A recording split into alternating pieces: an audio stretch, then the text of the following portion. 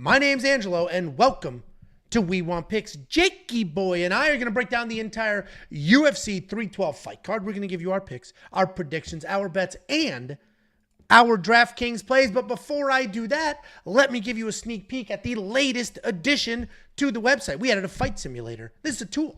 The tool takes all sorts of information. It takes biometrics from the fighters, takes their fight history, their stats, their striking stats, the takedown stats, all the information, and then it simulates fights between those two fighters 100,000 times, and then it spits it all out, and you can use it to place bets. You can use it to build DraftKings lineups. We released this 4 days ago, right before UFC Saudi Arabia. It's available to premium members. We're not touching the price. If you're a member, you have access right now, ready to go, in the DraftKings menu. And JLB used it. It was brand new. He said, let me give it a try. And these are some DMs he sent me on Discord. He said, thank you for the event simulator. I typically play close to 200 DraftKings lineups weekly. I saw your video about the event simulator. I was intrigued. I decided to give it a shot on some smaller contests with 70 lineups, and I hit the optimal score in the 50-cent mini-max. I typically use Saber Sim, which is $295 a month, by the way, for MMA DFS, but that might be changing going forward. So here's your context. That's guy, how much I spend on Uber Eats. No, you spend more than that. I was going to say OnlyFans. The greatest video we never made was when I was trying to convince you to do a review of all the MMA chick OnlyFans. And then Aljo did it. Did he really? Him and his fiance or wife or girlfriend on a podcast did like the baddest girls in the UFC or something. Wasn't their OnlyFans, but they just ranked. Oh, gotcha. I think I saw just her half of that because your list was in there, basically. He-Boss made that list, right? Tabitha Ricci was on that? Yeah. I think I saw just her. I didn't know that was Aljo's wife. I didn't see the other half. So anyway, new tool to premium. It's included. That's what we do here. Continue to try to make this damn thing better and separate ourselves from the rest of the world. So if you want to check out the event simulator, I have a full tutorial how to use it. This gentleman, if you can do quick math, spent $35 on DraftKings fantasy lineups, brought back over 430. Just use it. He clicked a few buttons on the simulator, spit out his lineups, he entered them. Obviously, we can't guarantee how things are going to go, but when you have a friggin' neurophysicist divining tools for you and it simulates fights 100,000 times, the accuracy's through the roof. This is just one addition to many things on premium. If you go to WeWantPicks.com, click Become a Member, you can unlock the event simulator. You can unlock the best DraftKings ownership projections on planet Earth. You can unlock the safety parlay. The safety parlay hit 11 of the last 13 events. And before you throw a fit saying last week wasn't a parlay, that's not on me. I put a parlay on a board, a fight dropped, it defaulted to a money line. But the reality is 11 of 13 events in this world, where we had a minus 1,200 lose 2 weeks ago, we had a whole bunch of underdogs win last week. Jacob, notably, his underdog lock of the week. WeWantPicks.com. Click Become a Member. It's $10. You're going to get the data analyzer, another tool to help you do research. A lot of you people watch the videos and say, I don't know how to buy picks. Don't buy picks. Buy the tools. Data analyzer can give you full tape study, insight, information, details, data about every fighter on every single card. Who? These two fighters? Yeah, they're standing out front. That's a real picture in front of the arena. That's crazy. I never, we've met a lot of fighters, but I've never met them, and I would have thought they would have been shorter than that. But Giants used to be real. Do you believe that? They kind of are. You ever see Bigfoot Silva? I'm talking about Fee, fi, fo, fum giants. One of the theories for the pyramids is that there used to be giants back in the day that helped build the pyramids. Did you ever see... Do you believe in that? No, I don't believe in it. Dinosaurs is as far as I'll get with the weird. And even dinosaurs, obviously they are real. They have the bones. But anytime you go to like a dinosaur exhibit and you see like them fully fleshed out, it actually looks ridiculous. It's like, this didn't exist, did it? This is crazy. These weren't real. Well, they're a little bit exaggerated now because I think velociraptors were literally only like little 3 birds feet tall or something. Yeah.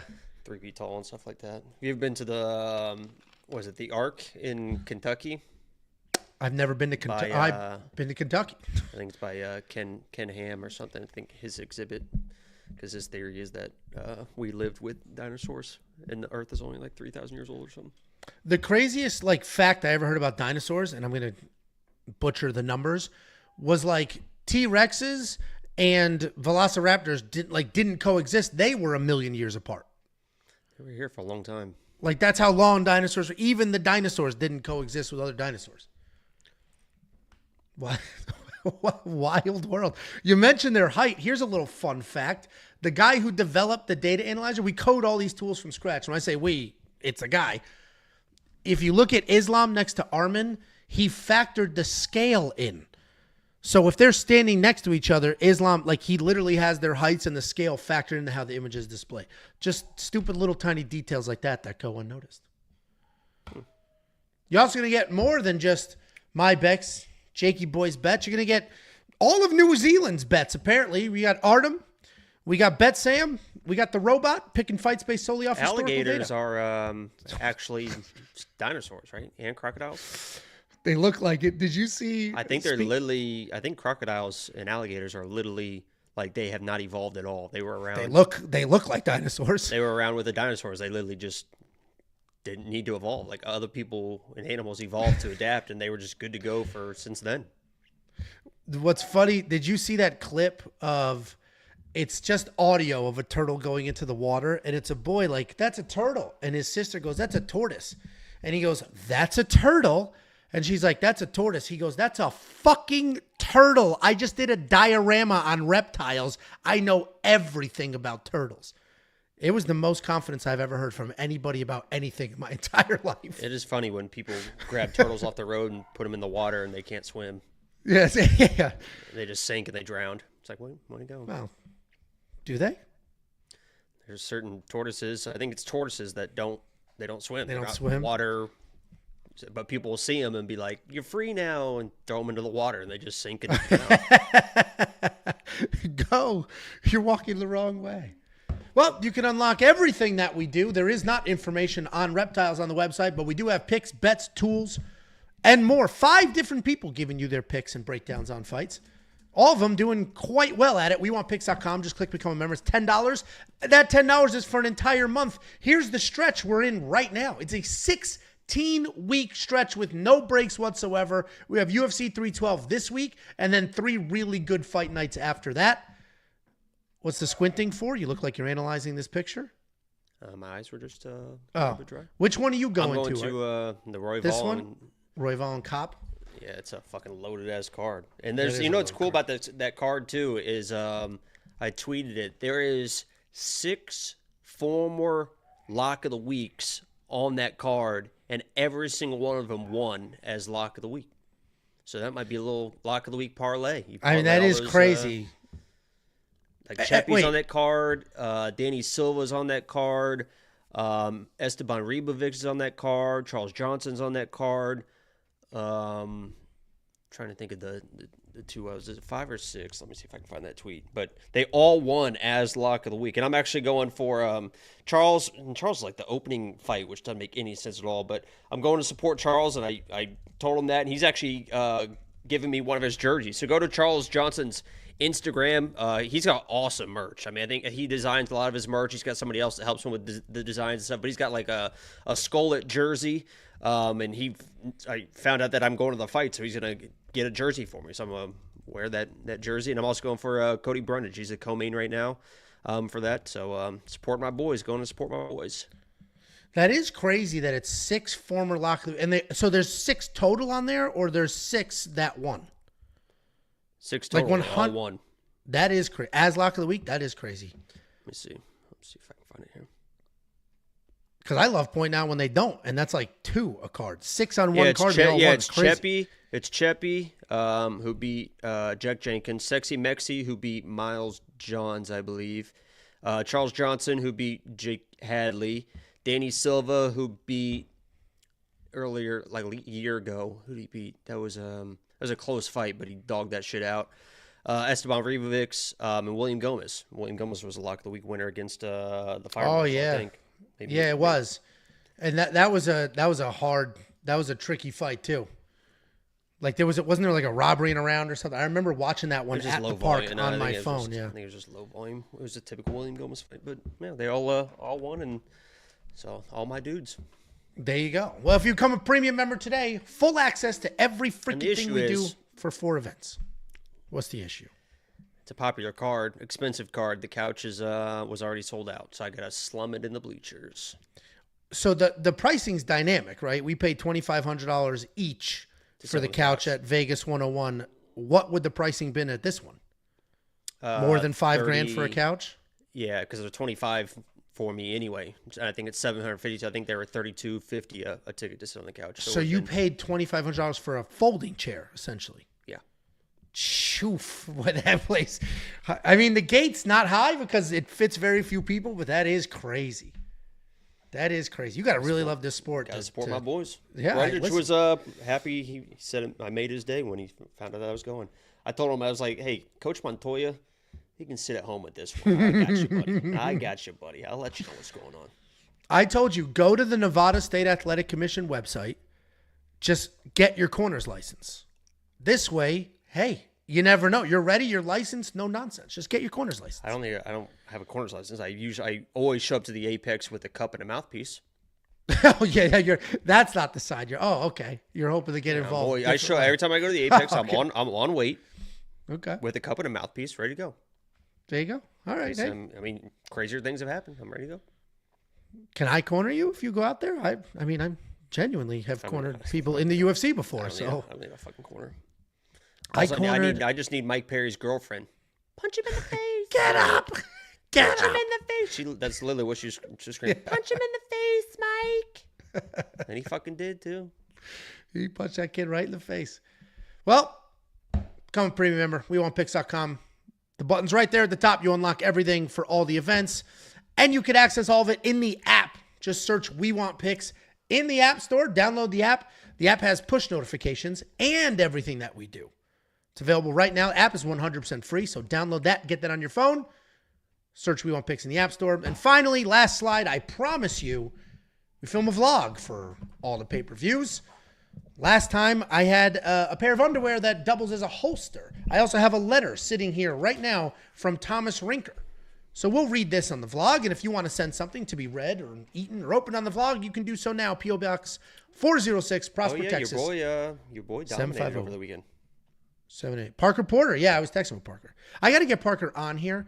I just don't know if I can. I've done an interview with Parker for the channel. I just don't know if I can put him on a call-in show with all these fucking degenerates in the comment section. Parker. People like to pretend that for some reason he's like some bum.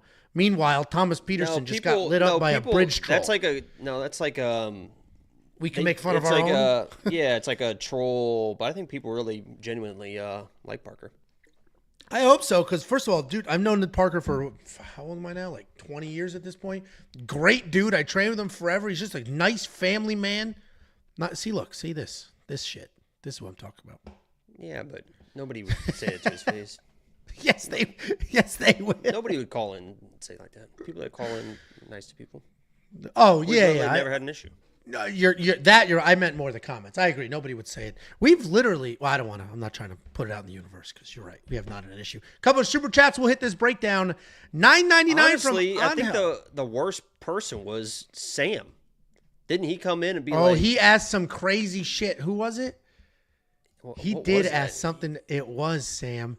Was it Jarzinho? It was somebody. He said some crazy shit. Like one of your, you had a real shit performance, or it was like fucking. I was like, Sam, what is going on? Yeah, we had Yanez, Isaac Dolgarian, Sam, and the happiest dude in the world, Yusuf. I saw those odds today. Damn it. Was he like minus 9,000? Because he should be minus 260. Should be higher than that. That whole freaking New England cartel can't defend takedowns to save their lives. Anyway, back to Angel. $9.99. He said, Jacob, missed you, bro. We want picks. Goats. Angel, thank you, Angel. Angel messaged me on Instagram, said the new season of Dexter is unbelievable. I've only seen the first episode. You've been gutting through it, right? Or you quit? Shit. I even paid for it. I can't watch. It's fucking terrible. My issue is it's a prequel because it actually seemed well done, but I know he's not going to die. I know he's not going to jail. I know the dad's not going to die. I know the sister's not going to die. And it's like overacted. And it's like over. I just can't do it as a purist. Can't do it. Well, the new season comes out this summer. That I will be watching. Random comment said, Kevin, any comment Rosenstruck being kicked out of the UFC? The only reason I pinned this here is because there was a couple people, including Anvi, who is a premium member who calls into the call-in show, was like, bro, your Rosenstruck pick was biased because he was on your show. I thought I did a pretty intelligent job breaking down that fight. He's a good counter striker. Rosenstruck has looked great, and Pavlovich has lost 2 in a row. I mean, yeah. And the reason he was cut is because the problem with Rosenstruck, he is a counter striker. So if you don't bring it to him, he's not doing anything. And because of the 2-fight losing streak, Pavlovich was not bringing it to anybody. He was just taking his time on the outside, and he started the wrestle. I think he was cut because he has main evented 6 times and was probably making $200,000. A ton of money. Pop. Yeah, he's probably making 200 or something crazy, and they were just like, it's not worth it. Yeah, I mean, that could be, unless you're 6 main events. There's a lot of main events. He was probably making some decent money. IB win. Good to have you back, Jacob. Lots of love for Jacob. It's not the same without him. I agree. And $1.99 from David Rios. I fucking love you, bro. And that's for Jacob. Well, we appreciate you. I'm sure he appreciates the love as well. You ready to break down this very tricky fight card? I think so. Let's go. Opening up the UFC 312 fight card, we have Hyun Park taking on Nyamjargal Tumendemberel.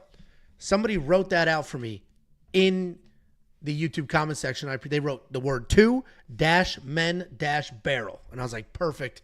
I need that every single week so I don't screw these up.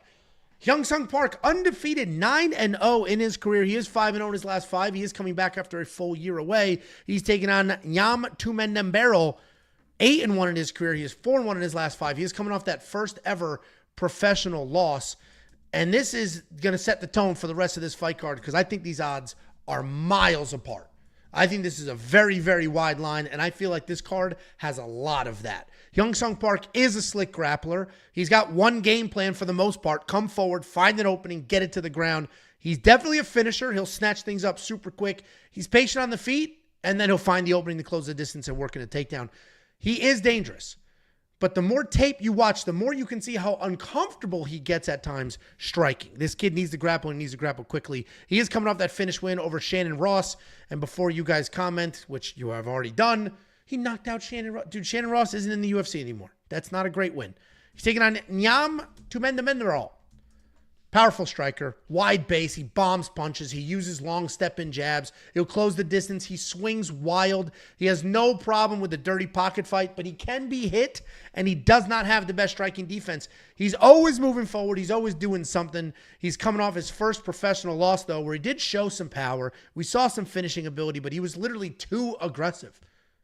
Too aggressive. Too. In the first round, he had a great rally, could have stolen that back, and then he blew it chasing a finish. And I want to pick him here for that reason. He's dangerous. He just keeps coming forward. He doesn't quit. I am surprised to see that the odds are as wide as they are. They're tightening up a little bit. A week ago, he was almost a plus 250 underdog. Now he's plus 185. The reality is he's aggressive. He's dangerous. He's not a quitter. Park is a solid grappler, but the takedowns aren't amazing. I'm actually going to pick Nyam here right off the rip. 2-1 underdog. I'm going for it. Park could obviously catch him in some shit, but I think Nyam's going to get done. What do you think, Jakey boy? Yeah, I kind of disagree. I think Park is way better pretty much everywhere. The only thing that this guy's got going for him is going to be pure aggression. He does have power, and Park does kind of hang out in the pocket probably a little bit too much.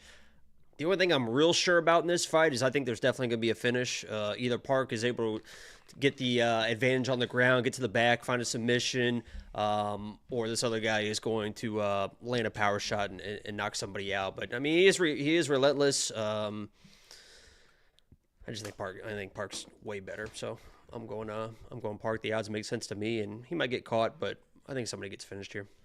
I'm surprised because wasn't Nyam your lock of the week? No. Didn't you do a whole video of him on a horse and shit? No. Am I crazy? Really? He's never my lock of the week. I think I picked him, but my lock. I thought you did a video. Maybe you were texting us videos of him on a horse. I just posted a picture of him on a horse. All right, that's for some reason this dude on a horse. I mean, he burned into my head. I don't disagree with somebody chasing money on him because he's a he's an aggressive, relentless guy. But Park, you saying that he's uncomfortable in the striking, I don't see that. I think he's very comfortable in the striking. I think he can find a shot. Yeah, we'll see. So right off the rip, you and I are very, very far apart here, which is a bit surprising because usually even if we disagree, we're kind of there. Well, minus 220 to plus 185. We have $7,500 in DraftKings Fantasy versus $8,700 DraftKings Fantasy. If you're on the Jacob side of things where you don't think this goes to a decision, then pick your side in the fight. And I can see that. The over is actually juiced. They do think this fight goes a little longer. So betting the under on the round line can make you $1 or $2. I considered my plus 3.5, and you called me a coward for not doing them. And then we have these conversations. Now I'm afraid to do it. I played Fight Does Not Go the Distance. I got it minus 140. It's minus 200 now. I still think there's value at minus 200. I think these guys are going to get after it. Yeah, well, they set a 1.5 round line, so that always makes it a little tricky with the over-under, and I believe the over on 1.5 was juiced. You can check out all the picks, the bets, the tools, and everything else that we do right now. It's $10 for an entire month. 1 month, you're going to get 4 full events in that month. WeWantPicks.com. Click Become a Member at the top. We do have a super chat from Tony Begley. Love you, Jacob. Time for Spirits Up. It's a good week. Jacob had a great week last week. How pumped were you watching that? Just watching MVP do literally exactly what MVP does. It wasn't exciting. It was just knew what was going to happen. I mean, obviously I was pumped. I was sitting literally right here watching it. And when I started to get real pumped was when he was charging in, blasting Shara, and then messing Shara's legs up so Shara was falling over. But then when I started to get nervous was second round, he's hitting Shara as hard as he can. Shara's got a chin, dude. He was eating shots out of nowhere and we're just like... Hey, he just eat. That's what he does for a living. He eats shots every fucking fight. Dude, it's terrible. You and I have always been in the Shara's a little overrated camp. No, I've been on he's fucking terrible. Yeah. He hasn't fought any striker, and the only striker that he fought was Petrosian or Armin. Is it Petrosian? I think it is. Why does it doesn't sound right? Petrosian won a round off him and was having some success before that fucking random ass fucking double knockdown. Wild double back fist. Next up, and then also too the Mike Davis stuff. I don't know if you guys heard about this. I sent it to Angelo. Terrence McKinney mentioned in. Is it Saudi Arabia or Abu Dhabi? Saudi Arabia. That they had just repainted the locker rooms in the back, and a lot of the fighters are having issues with feeling dizzy and breathing issues. And he said it really affected 2 of his teammates, which were Lucas Alexander and Mike Davis. So both those guys kind of had flat performances, and it's just a shame that stuff kind of happens. Yeah, I mean that's the only. I went in on Mike Davis on my recap video, and. That's the only logical explanation. I was like, there's only 2 things that could be going on right now. Is he's just completely a mess mentally, or he's injured. And the only reason he decided to fight was for the insurance to get the injury fixed. Because people were like, oh, it looked like he got tired. The dude pulled guard in 13 seconds. He was not tired 13 seconds into the fight. If you're pulling guard 3rd round, okay. His first move was a guard pull. So something was up. And if he was dizzy and lightheaded from paint, at least that. And he still should have. I mean, he almost blew his knee out. 99% of the people are tapping when that knee is being torqued like that. So he nearly almost pulled it off anyway. So yeah. I mean that was dicey. Oh well. Next up at UFC 312, we got Cody Steele taking on Rongzhu. Cody Steele undefeated in his career. He is making his UFC debut, taking on Rongzhu. 10-3 in his career, 4-1 in his last 5, looking for his first UFC win. Cody Steele, pretty famous. Last name is very notable in certain circles. Wink, wink.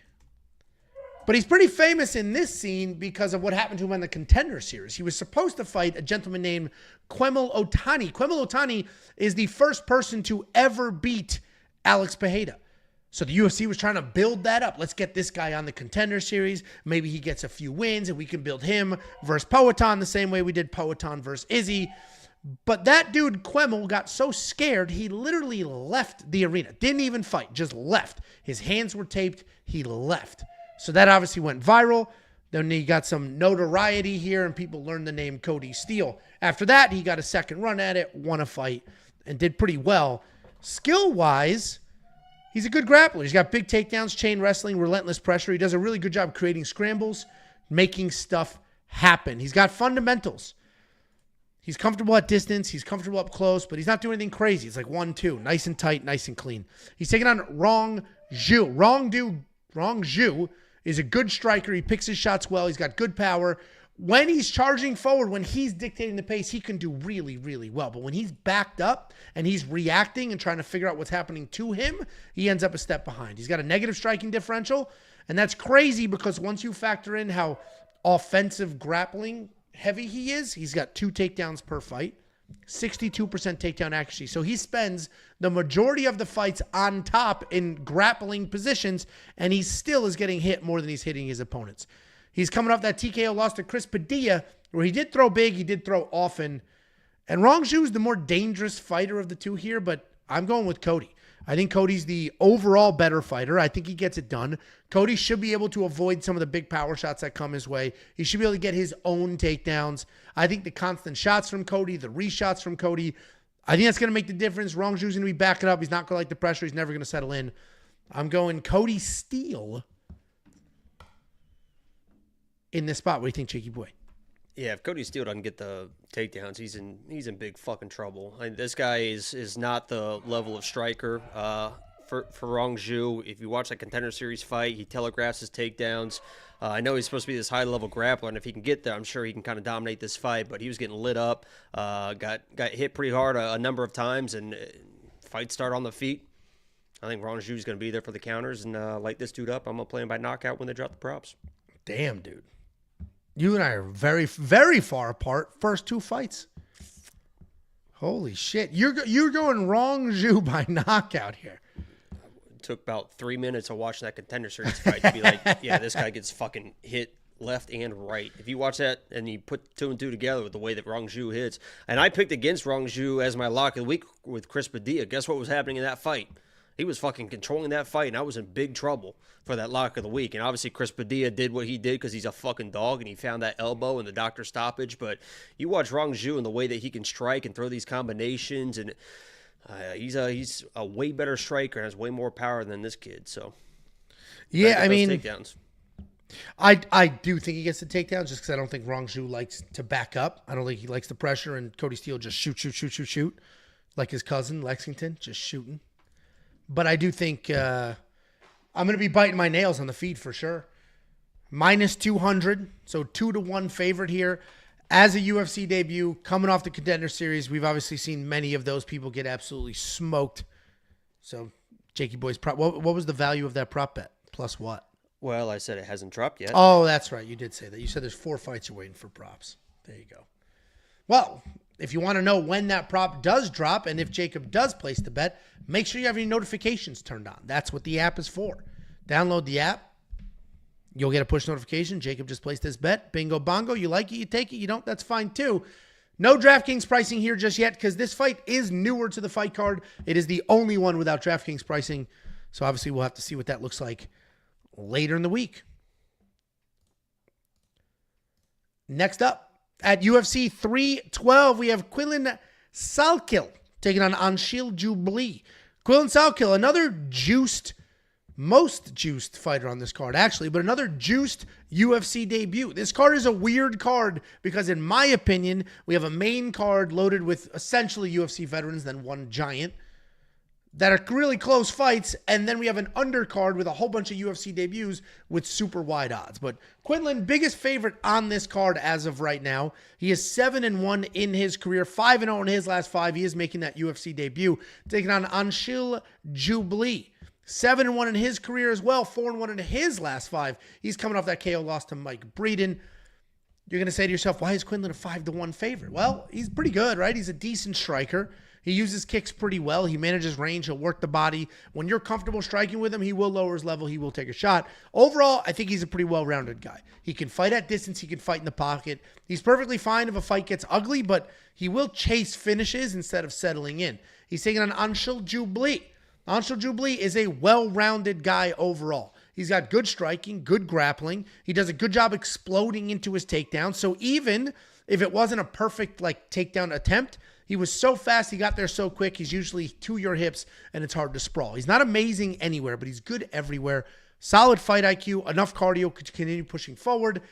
He is coming off that loss to Mike Breeden. I'm sure everybody loves talking about the fact that Mike Breeden was literally barking at Anshul, just barking in his face like a crazy person, and then he finished him.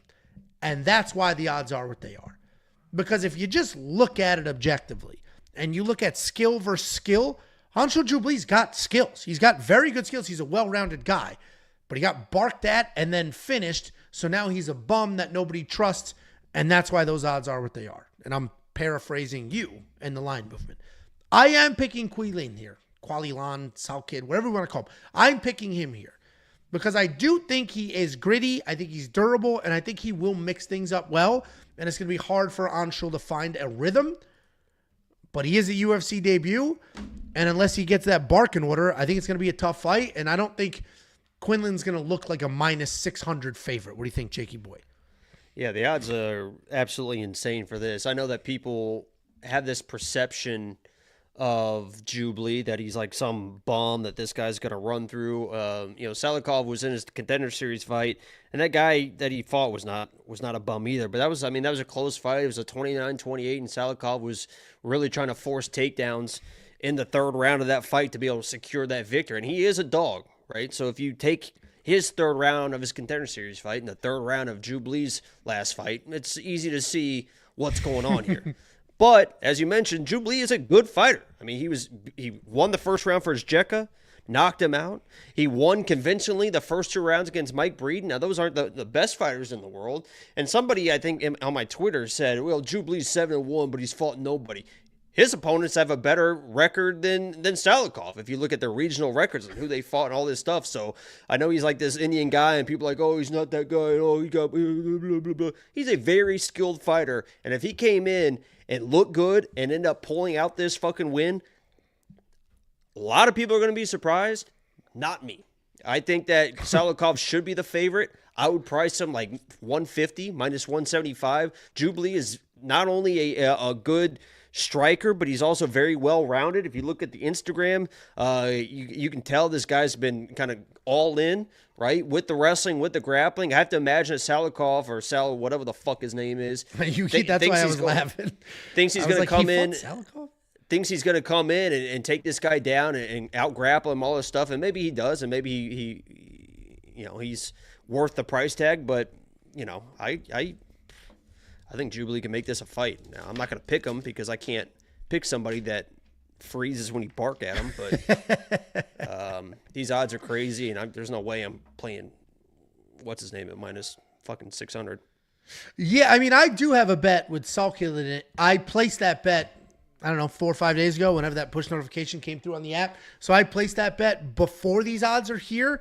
I do think he wins this fight. I'm somewhere in between you and the general public, where Jubli is definitely better than people give him credit for. And there is a little bit of people look at the flag and they make some wild assumptions that shouldn't be made. So there's some of that going on, and he got barked at and he got finished. So I think he is a lot better than that performance, and he's a lot better than what went on there. But I do also think that Salkilld is good. And I think he'll come forward. I think he's going to back Jubli up. I think he's going to manage the range well, give him a hard time. So I think Salkilld wins this fight, but it's definitely, I don't think he's a 6-1 favorite. I think he's better than the 175, I think was what you threw out there. I think this should be 2-1 is what I think this should be. But we'll find out on Saturday what this dude is or is not worth. $9,600 in DraftKings Fantasy. He better finish Jubli. If he's not finishing Jubli, he's not going to be worth that money. I'll tell you that much. And if you do want to unlock all the picks, the plays, the tools, the brand new event simulator that simulates fights 100,000 times and then gives you the output, you can do so now. It's only $10 for literally everything. One package, $10. WeWantPicks.com. Click Become a Member at the top. Bub Collins, $1.99. Angelo, this one's for you. You jabbed up Jacob. Oh, when's the 9th? It's almost our 1-year anniversary. Next week, 5 days. Our 1-year anniversary. Isn't that nice? Cool. Okay. Next up, At UFC 312, we have Jonathan Micallef taking on Kevin Jousset. This is one of my more confident plays on the entire card. One of the spots that I'm pretty good with, considering this card as a whole is pretty nuts. And let's go ahead and break it down. We have Jonathan Micallef, 7-1 in his career, 4-1 in his last 5. He is making his UFC debut. I think we just broke down 4 fights, and all 4 of them have UFC debuts in them. He's taking on Kevin Jousset, 10-3 in his career. 4-1 in his last 5. He is coming off his first ever UFC loss. And obviously, that was to Bryan Battle, where we got the speech of the ages.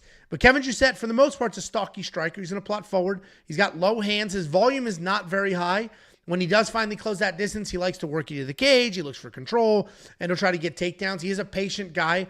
Everything he does, he uses his size, he uses his strength. So he's not the fastest guy in the world, but he does a really good job managing the speed, meaning he'll slow you down as well. His takedowns are slow, the striking's slow. He's really big for this weight class, but he's strong, and he knows how to use that strength. He also has very high-level judo. It's mostly there for defense. We saw that with the Bryan Battle fight. He was defending takedowns beautifully, but he does have it for offensive well, depending if things take a turn. He's taking on Jonathan Micallef. He's an okay striker. Very good wrestler, though. His striking is pretty basic, solid 1-2. Some distance closing to try to get some takedowns. On the ground, he's not even looking for a finish, but he does have good pressure. He has good control. Not very dangerous, but he is solid, and he could do a really nice job controlling the pace and keeping that fight where it wants to be. Kevin was just finished. I mean, he got finished at home and then opened the door for a pretty wild speech from Bryan Battle. But he actually looked pretty good leading up to that. His hips were great. The takedown defense was great. Ultimately, it was Bryan Battle's insane, unrelenting pressure that did him in. I think his takedown defense is going to hold up here. I think he gets it done. Jonathan doesn't have that same crazy pressure that broke Kevin in his last fight. So even if he gets a takedown, I think Kevin's going to be composed enough, going to be able to get out of there. Jonathan's not very dangerous on top anyway. Kevin's the pick, and I think these odds are, relatively reasonable considering some of the other spots on this card. What do you think, Jakey Boom Baloots? Yeah, it feels like Hail Mary sub or bust for Jonathan. I don't think he can do enough in the striking, and his wrestling, I don't see the takedowns. It's a lot of body lock situations, and Kevin, with his judo background, I honestly think that he can just toss this guy and submit him himself if he wants to. Kevin can grapple as well, even though he doesn't really show it. He prefers to just kind of stick that jab out there. But if this guy's going to hang on his hips, and, Bryan Battle was shooting kind of actual takedowns, and he was handling those fine. If you try and get a double underhook body lock on this Air Jousset guy, he's just going to fucking toss you to the ground. And if he gets him to the ground, we've seen Jonathan in his last fight. He will roll to his back and try to play that stupid fucking guard triangle game as well. So Johnson's a tough dude, and if he finds a Hail Mary submission, it is what it is, but I'm pretty confident in Kevin. Yeah, I don't love this card betting wise. I think there's a lot of fights that I've talked through my process. Jacob's talked through his. We break down the fights. We do our whole thing. Then we look at the odds where we, can find them. And I was surprised. This fight made a lot of sense to me. I was surprised a lot of the others. So when I saw this, I was like, I got to bet on Kevin. Because I was positive that he was going to win. I saw that he was a favorite. I saw the numbers were reasonable. Got to go with Kevin. So there's some action on Kevin. And if you do want to check out the picks, the bets, the tools, as well as the Draftkings breakdowns, we have a full article in the beginning of the week and the end of the week analyzing the Draftkings plays. Who should be in the lineup? Who should be faded? Who should be ignored? This is a weird spot because Kevin Jousset should win. $9,000 is a lot of money to spend, especially on a card with 26 different fighters. Check out those articles. One of them's premium. One of them's 100% free. All of it is at WeWantPicks.com. Personally, I'm confident in Kevin. I probably will have Kevin in some lineups because a lot of people I'm not confident in. But you can unlock everything that we have to offer for an entire month. $10. WeWantPicks.com. Click Become a Member at the top. Next up, at UFC 312, we have Colby Thicknesse taking on Aleksandre Topuria. This is the talk of the town, mostly because people just invented their own plot lines. People are talking about how Colby's going to be cornered by Alexander Volkanovski, and obviously Aleksandre Topuria is Ilia Topuria's little brother, or actually older brother. So people were like, oh my God, they're going to be cornering against each other. It's going to be wild, bro. And Ilia basically, when they interviewed him, was like, yeah, it's cool. And that's the end of it. And that's what it should be. Who cares who's cornering each other? Fight-wise, it could be a pretty fun fight. Aleksandre Topuria was already on this card. His original opponent dropped, so Colby is the one stepping up on short notice. He is undefeated at 7-0. The weird part is it's only a 1-fight contract for him, which seems pretty weird. For Colby or Topuria? For Colby. That is weird. What a slap in the face. Steps up on short notice, then usually you're guaranteed 2 fights. How do you know that? They said that? He said somewhere? That. Oh. Yeah, that is weird. Usually the UFC, you step up on short notice, they'll take care of you. Damn. Poor Colby. Well, he is undefeated in his career. He is making his short notice UFC debut, taking on the older brother of Ilia Topuria, Aleksandre Topuria. He is 5-1 in his career, 4-1 in his last 5. We'll start on the Colby side. Colby's pretty well-rounded. He is notably one of Alex Volkanovski's training partners. He's mostly a grappler. He'll use the striking to close distance. He'll move to a clinch. He'll try to get you to the cage, working a takedown. Striking is very loose, where he's got low hands. He bounces around. He can bring some power because of how he just leaps in and throws heavy. But he is pretty wide. He is pretty hittable. Overall, solid fighter with better grappling than striking. Aleksandre Topuria is kind of the talk of the town here. He is Ilia Topuria's older brother. They look alike. They kind of fight alike. Like Ilia, he's been wrestling his entire life since he was a small child. Striking-wise, he's got powerful strikes, creative strikes, lots of spinning attacks. He'll come bombing in. He's not afraid to get in the pocket and just absolutely light something on fire. He's not as technical as you would expect him to be with that last name, but he does have some very real power, and at times the technique can be clean. He's a high-paced guy. He does fight with his chip on his shoulder. He's pretty angry at everything. You're going to see the one loss. That was almost 10 years ago. He's very inactive. That was almost 10 years ago, and it was up 20 pounds in weight, so 2 weight classes. This is a fun matchup. There's some random plot lines built into it. I do not think this should be on a pay-per-view. I honestly think this would have been a perfect Contender Series main event.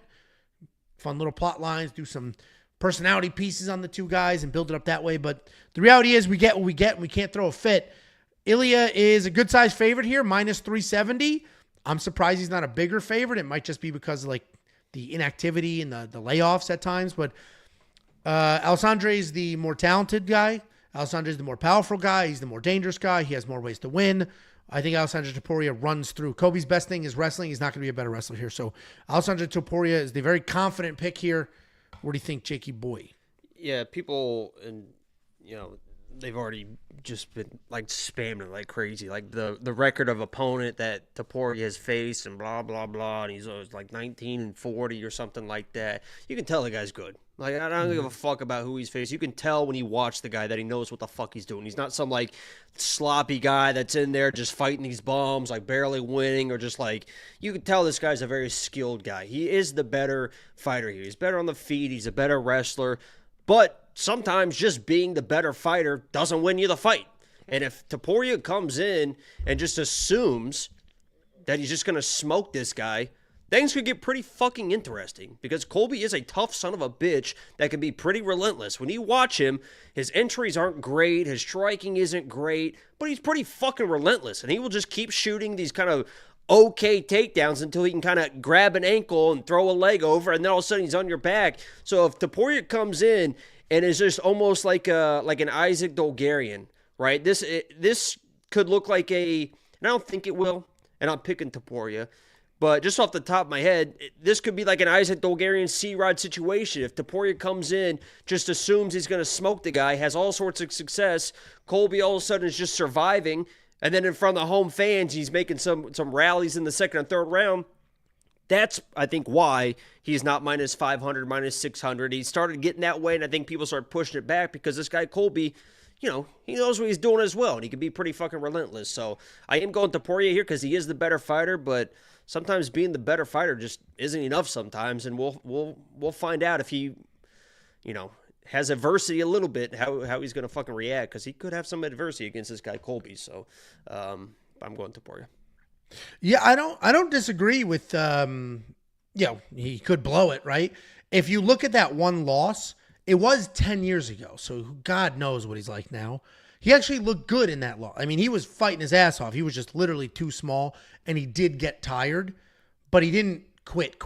You know what I mean? He was just literally too small to be bullying a dude 20-something pounds heavier than him, and he was 19 years old. But it was it was interesting to watch that fight. I like watching fighters with a loss because the loss helps you out, but when it's 10 years ago, it's tricky. I do like the odds here. I obviously have the DraftKings pricing switch, $9,300 for Topuria, $69 for Colby. If you think Topuria goes in there, lights this dude up, tosses him around, finishes him, that $9,300 is money well spent. But to Jacob's point, Colby's tough. He's durable. He's had a good team. He's had good training partners. He's not some random bum off the streets. All of a sudden, we might get a decision here that doesn't score really well. And just a little factoid, Topuria's original opponent was the favorite. So the bookies just a week ago thought Topuria was going to lose his matchup. Then he gets a last-minute guy, and things obviously changed. But it's not as if the world thinks he's his brother.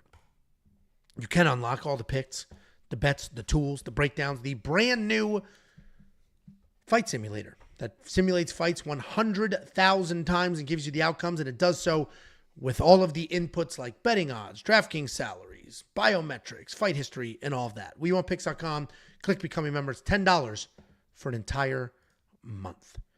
Couple super chatterooskies. We have $8.99 New Zealand from BetSam. Jacob, you're looking very handsome today. We missed you. Handshake, whatever that emoji is. Thank you, BetSam. You don't need to send super chats. You work here now. And Jacob Garcia, $1.99. Keep up the grind, brothers. Appreciate you, Jacob. Next up. At UFC 312, we have a very interesting fight to break down. We have a fight that a lot of people are pretty split on considering what these odds look like. We got Cong Wang taking on Bruna, Brasil. Cong Wang, 6-1 in her career, 4-1 in her last 5, coming off that insane, I'm going to say KO, insane KO and submission loss to Gabriela Fernandez, where she was a minus 1,200 favorite. Taking on Bruna, Brasil, 10-4 in her career, 3-2 in her last 5. She is alternating wins and losses. Cong Wang is a professional kickboxer. Make no bones about it. She's not looking to do anything else other than control a striking match. She did leap over to MMA a couple of years ago, and as soon as you search her name, the number one result is going to be her beating up Valentina Shevchenko in kickboxing. And she fights the way you would expect a high-level kickboxer to fight. She's got incredible striking, good power, great speed, and very good takedown defense. The takedown defense is there. You're going to see that she was just submitted in her last fight. And you might assume, oh, she got taken down and submitted. Bruna Brasil can take her down. She didn't get taken down. She got dropped, which is actually kind of worse.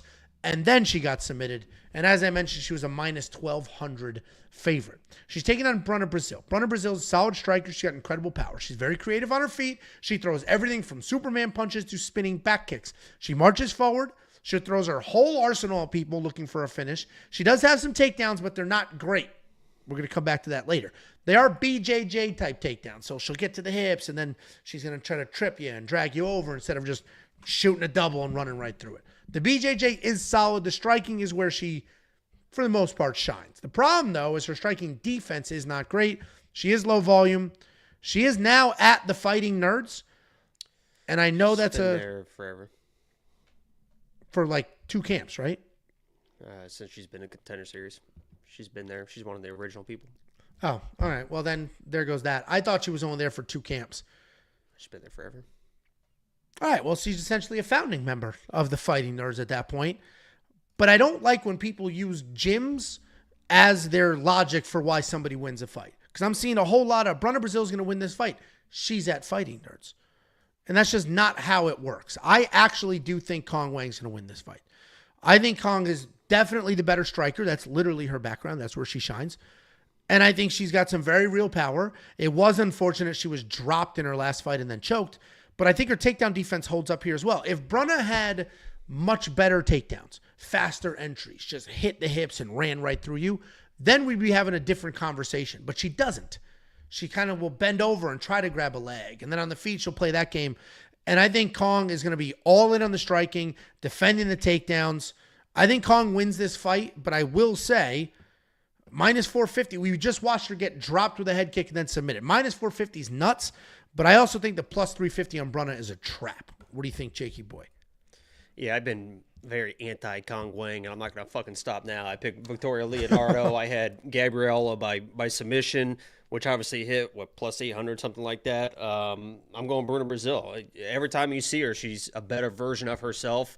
You say camps don't matter. I think that she is thriving with the momentum that camp is building. You watch the Instagram, and I think she's really, really honing in on the wrestling and the grappling, and that's a camp to fucking do that at. So I'm going Bruna Brasil. Call it bias pick if you want, but I've been very anti-Cong Wang since she's been here with the fucking Joker, fucking all that fucking bullshit. I think Bruna's gonna fucking run through her. I am hoping. Listen, I think the odds are insane, especially what we just saw.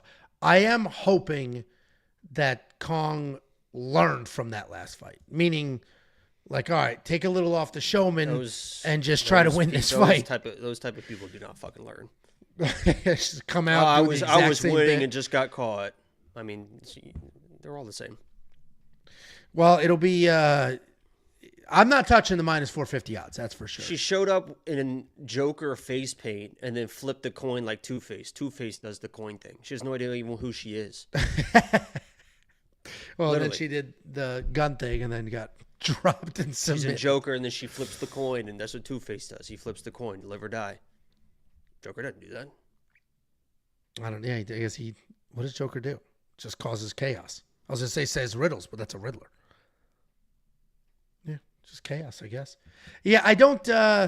Listen, if you're on the Bruna Brasil side, then the value's definitely there. And I debated doing a plus 3.5 or something to that effect, because I do think Cong Wang wins.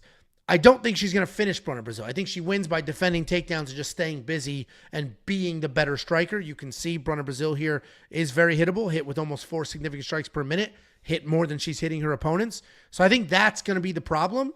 But she could certainly win a round, and if she's all in the wrestling and she's got Kaio and other people on her team with solid game plans, then maybe she could steal around that plus 3.5.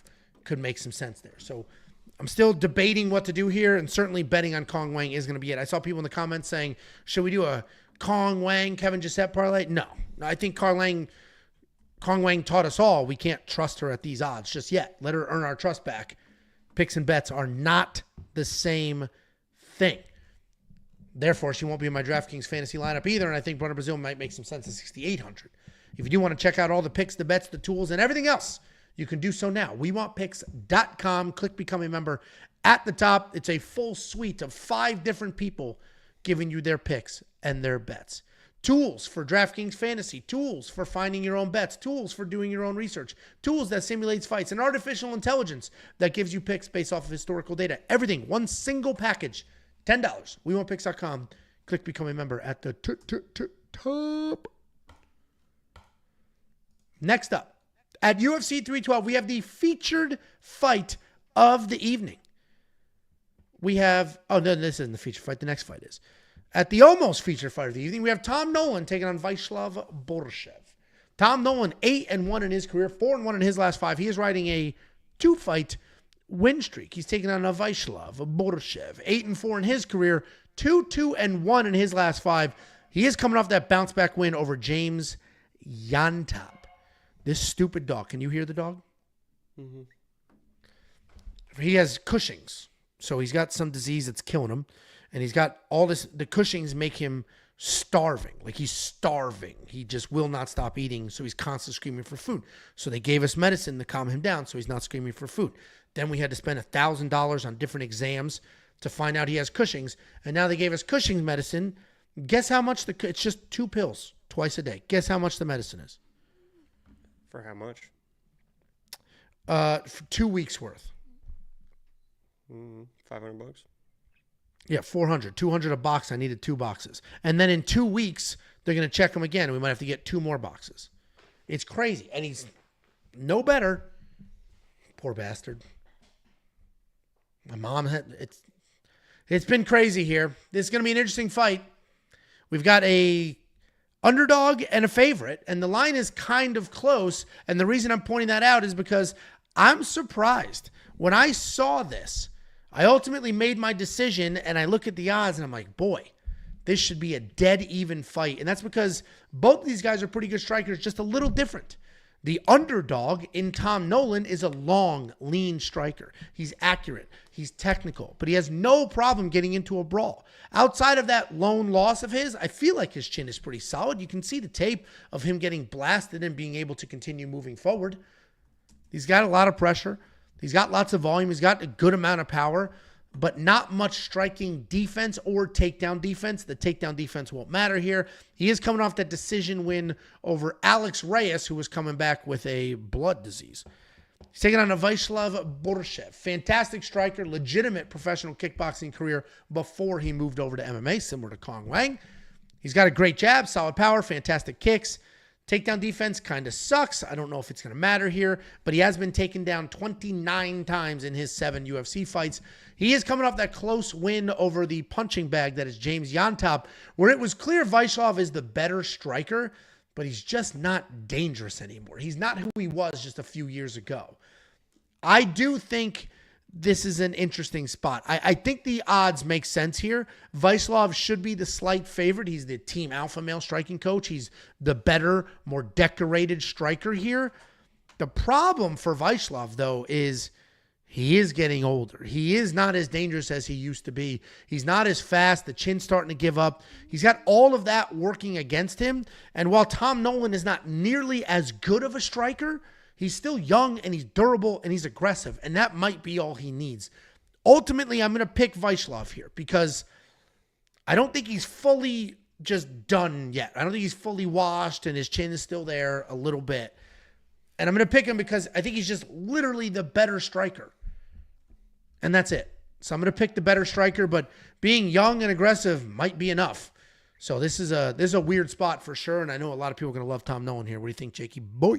Yeah, I'm going Tom Nolan, and it comes down to Slava at this point has almost just turned into a boxer. He doesn't throw a lot of those kicks anymore, and he almost he was known for those big body shots, right? The big liver shots, the big body shots. And a lot of times, and I think it's going to get him in trouble here, is he leads with those type of shots. It's not a jab, a follow-up. It's not to end the combination. A lot of times you see the boxers pop, and they'll end it with a nice body shot, right? You see like the really high-level boxers like Adrian Yanez and stuff like that. It's pop, and then stick that liver shot in there. He will kind of step in and just expose himself and throw those body shots. And it's almost like he's forcing those these days, where it was flowing before and he was knocking people out, and now it's almost like he just wants to step in and knock people out with like a lead body shot. And with the length of Tom Nolan, I think he's just going to find him. And Slava has shown that he's got a good chin. He's never been knocked out. We've seen him hurt, even against Chase. I mean, Chase hurt him, right? Knocked him down, but he was able to scramble, and then he was submitted after that. But Tom Nolan's a little bit different when he hits people, especially with that length and the way he throws. And he throws it kind of right down the middle. And I just think that Slava at this point he just leaves himself too open in the boxing. He is a good technical boxer, but even in the Yontop, if you watch that Yontop fight, especially early on, I'm just watching that and I'm thinking, if this is Tom Nolan, I think he fucking snipes this dude. So I'm going to take a little bit of a flyer here. I did have a bet on Tom Nolan, and I'm just going to, chase that value a little bit. Yeah, I mean, this is not a hill I'm going to die on. So I'm picking Viacheslav because I just can we agree he's the better striker? Your point is he's just not he's not doing everything that he used to do. Right? Is that kind of what you're saying? So he's probably one of the more technical strikers in the fucking UFC. I mean, he's pretty good. Yeah, I think he's only 33, which when I did the graphic, I had to look at it again.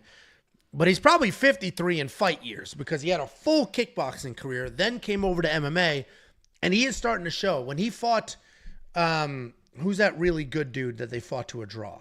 Not Sadikov. Is it Sadikov? Naeem, yeah, I think so. Yeah.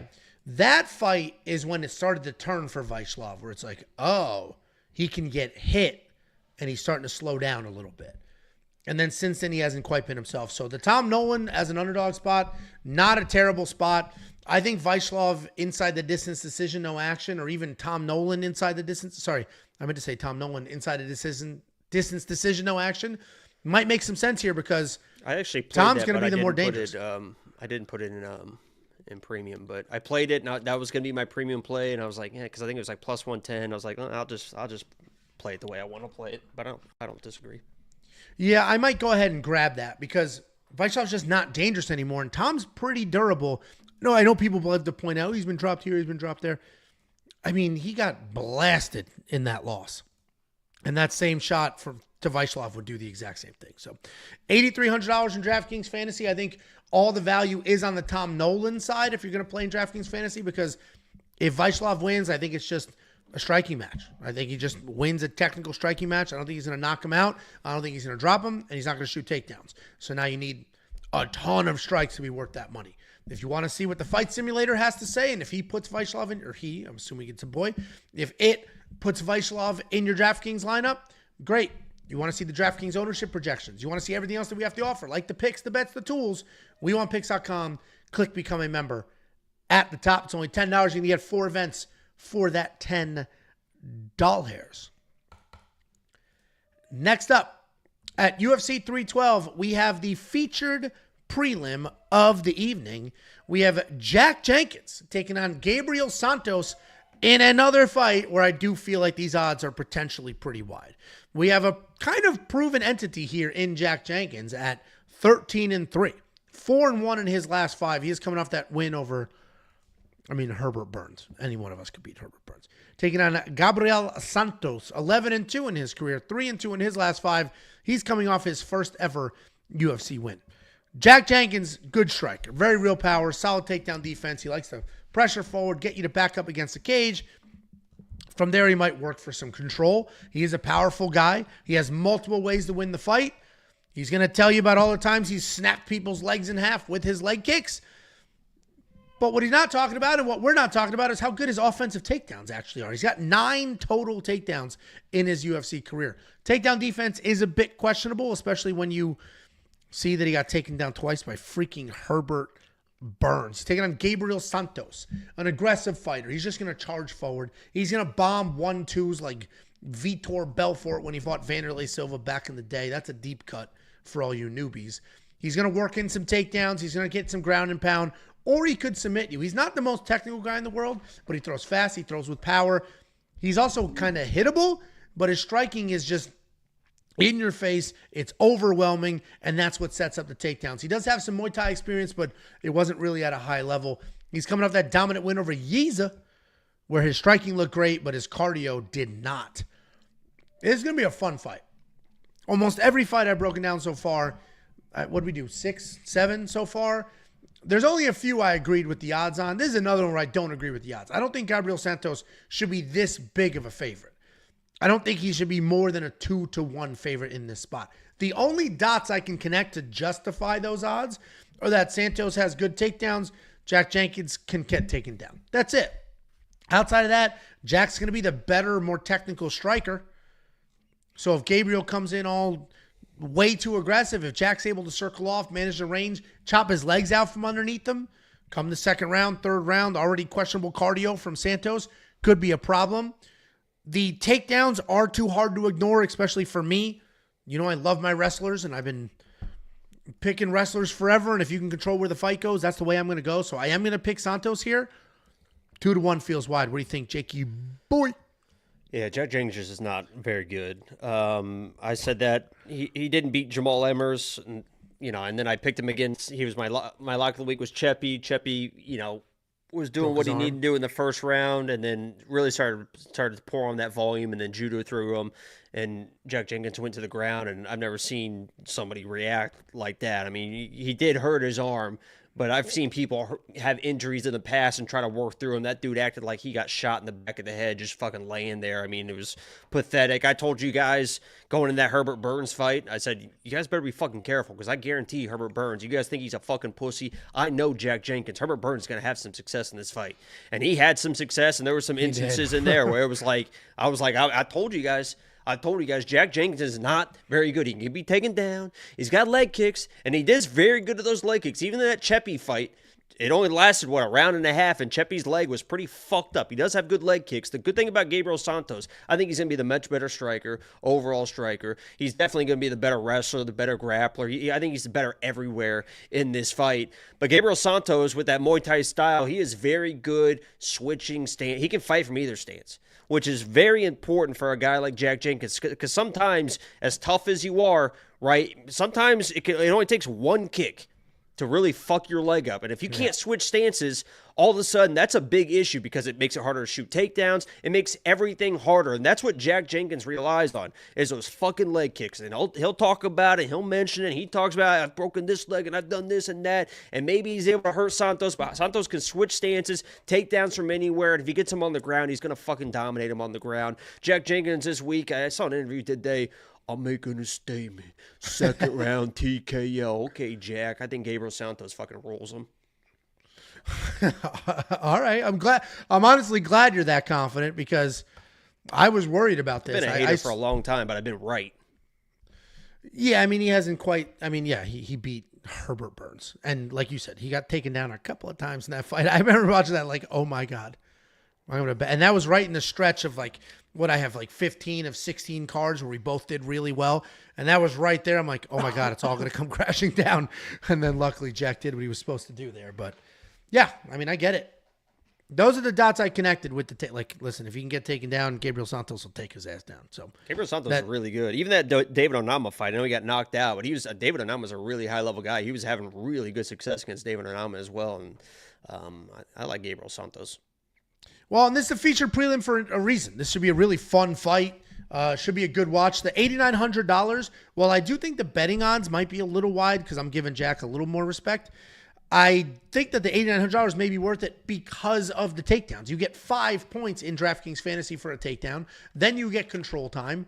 So I think he can score pretty well doing all that. And the number one question we get every week is, Angelo, what is your relationship with Ben Affleck? You guys are clearly related in some fashion. The number two question I get is, what are those numbers at the top of the screen?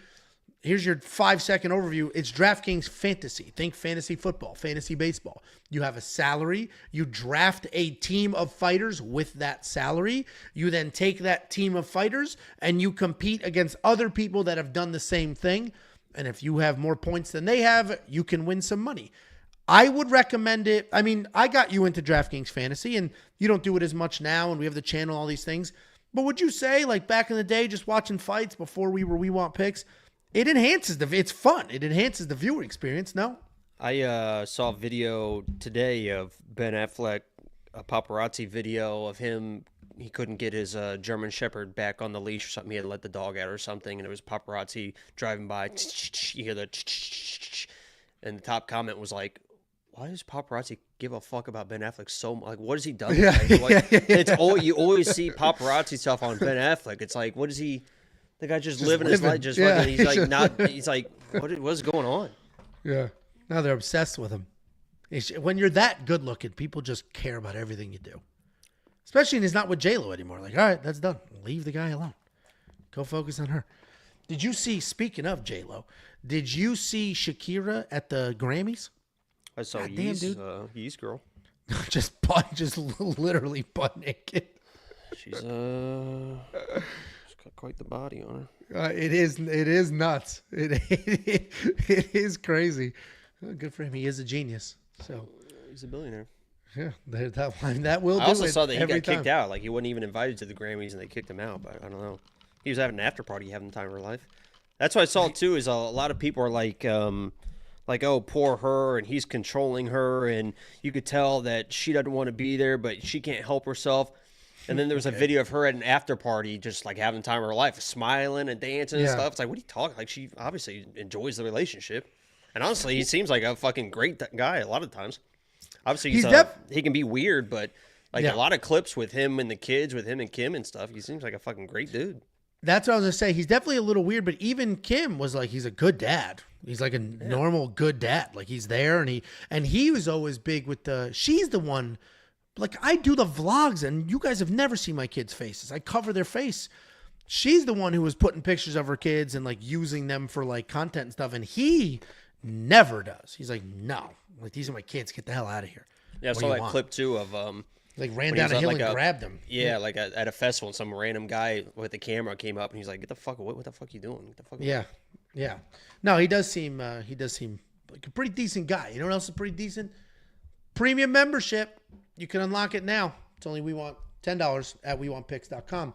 You can also get $50. We're giving away things. All you need to do is go to WeWantPicks.com/bets. It's an affiliate links. That's going to take you to a page with a couple of sportsbook partners. You can see what they're offering, which one you like. If you use our link to sign up with any one of those partners, you make a deposit, you make an account, then we send you 50 as a thank you. They're going to pay us. It's affiliate marketing. We're going to earn a couple of bucks. I'm going to slice off 50 of it and give it to you. We just have to validate that you actually used the link and made a deposit. It's a nice little, we're in this together, taking care of each other. WeWantPicks.com/bets. Then, actually, I prefer you become a premium member first. These are two independent things, by the way. I get a lot of messages, hey, I'm a premium member, where do I get my 50? No. And also, I signed up for Prize Picks. Where do I get my 50? No, it's Sportsbooks.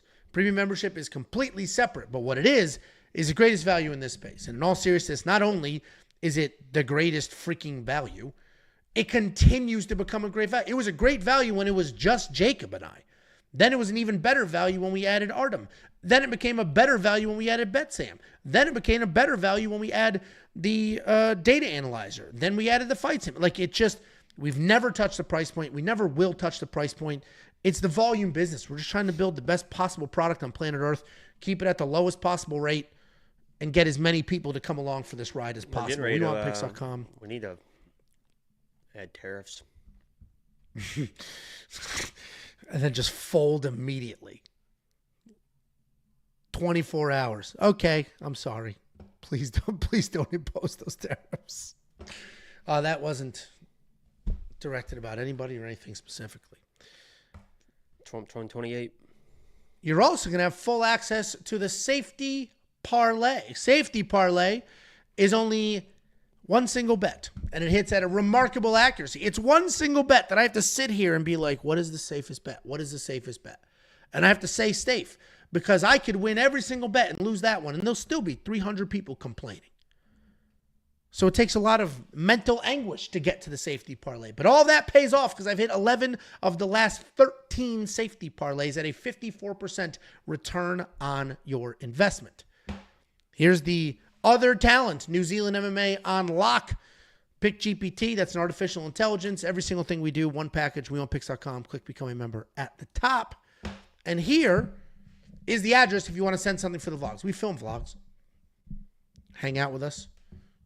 Eat the food, enjoy the fights, do all the things. We Want Picks, P.O. Box 406, Prosper, Texas, 75078. I'm also getting a lot of, give us 3 booms, give us 5 booms. You're big justice. How many booms for the flight that went down? Did you see that clip? I think we talked about this. Like, my cousin died, and he was like, boom. Like 5 booms for them. And then someone's like, you gave the chocolate chunk 5 booms. That's right. This person's dead grandfather or whatever is the same value level as a chocolate chunk cookie at Costco.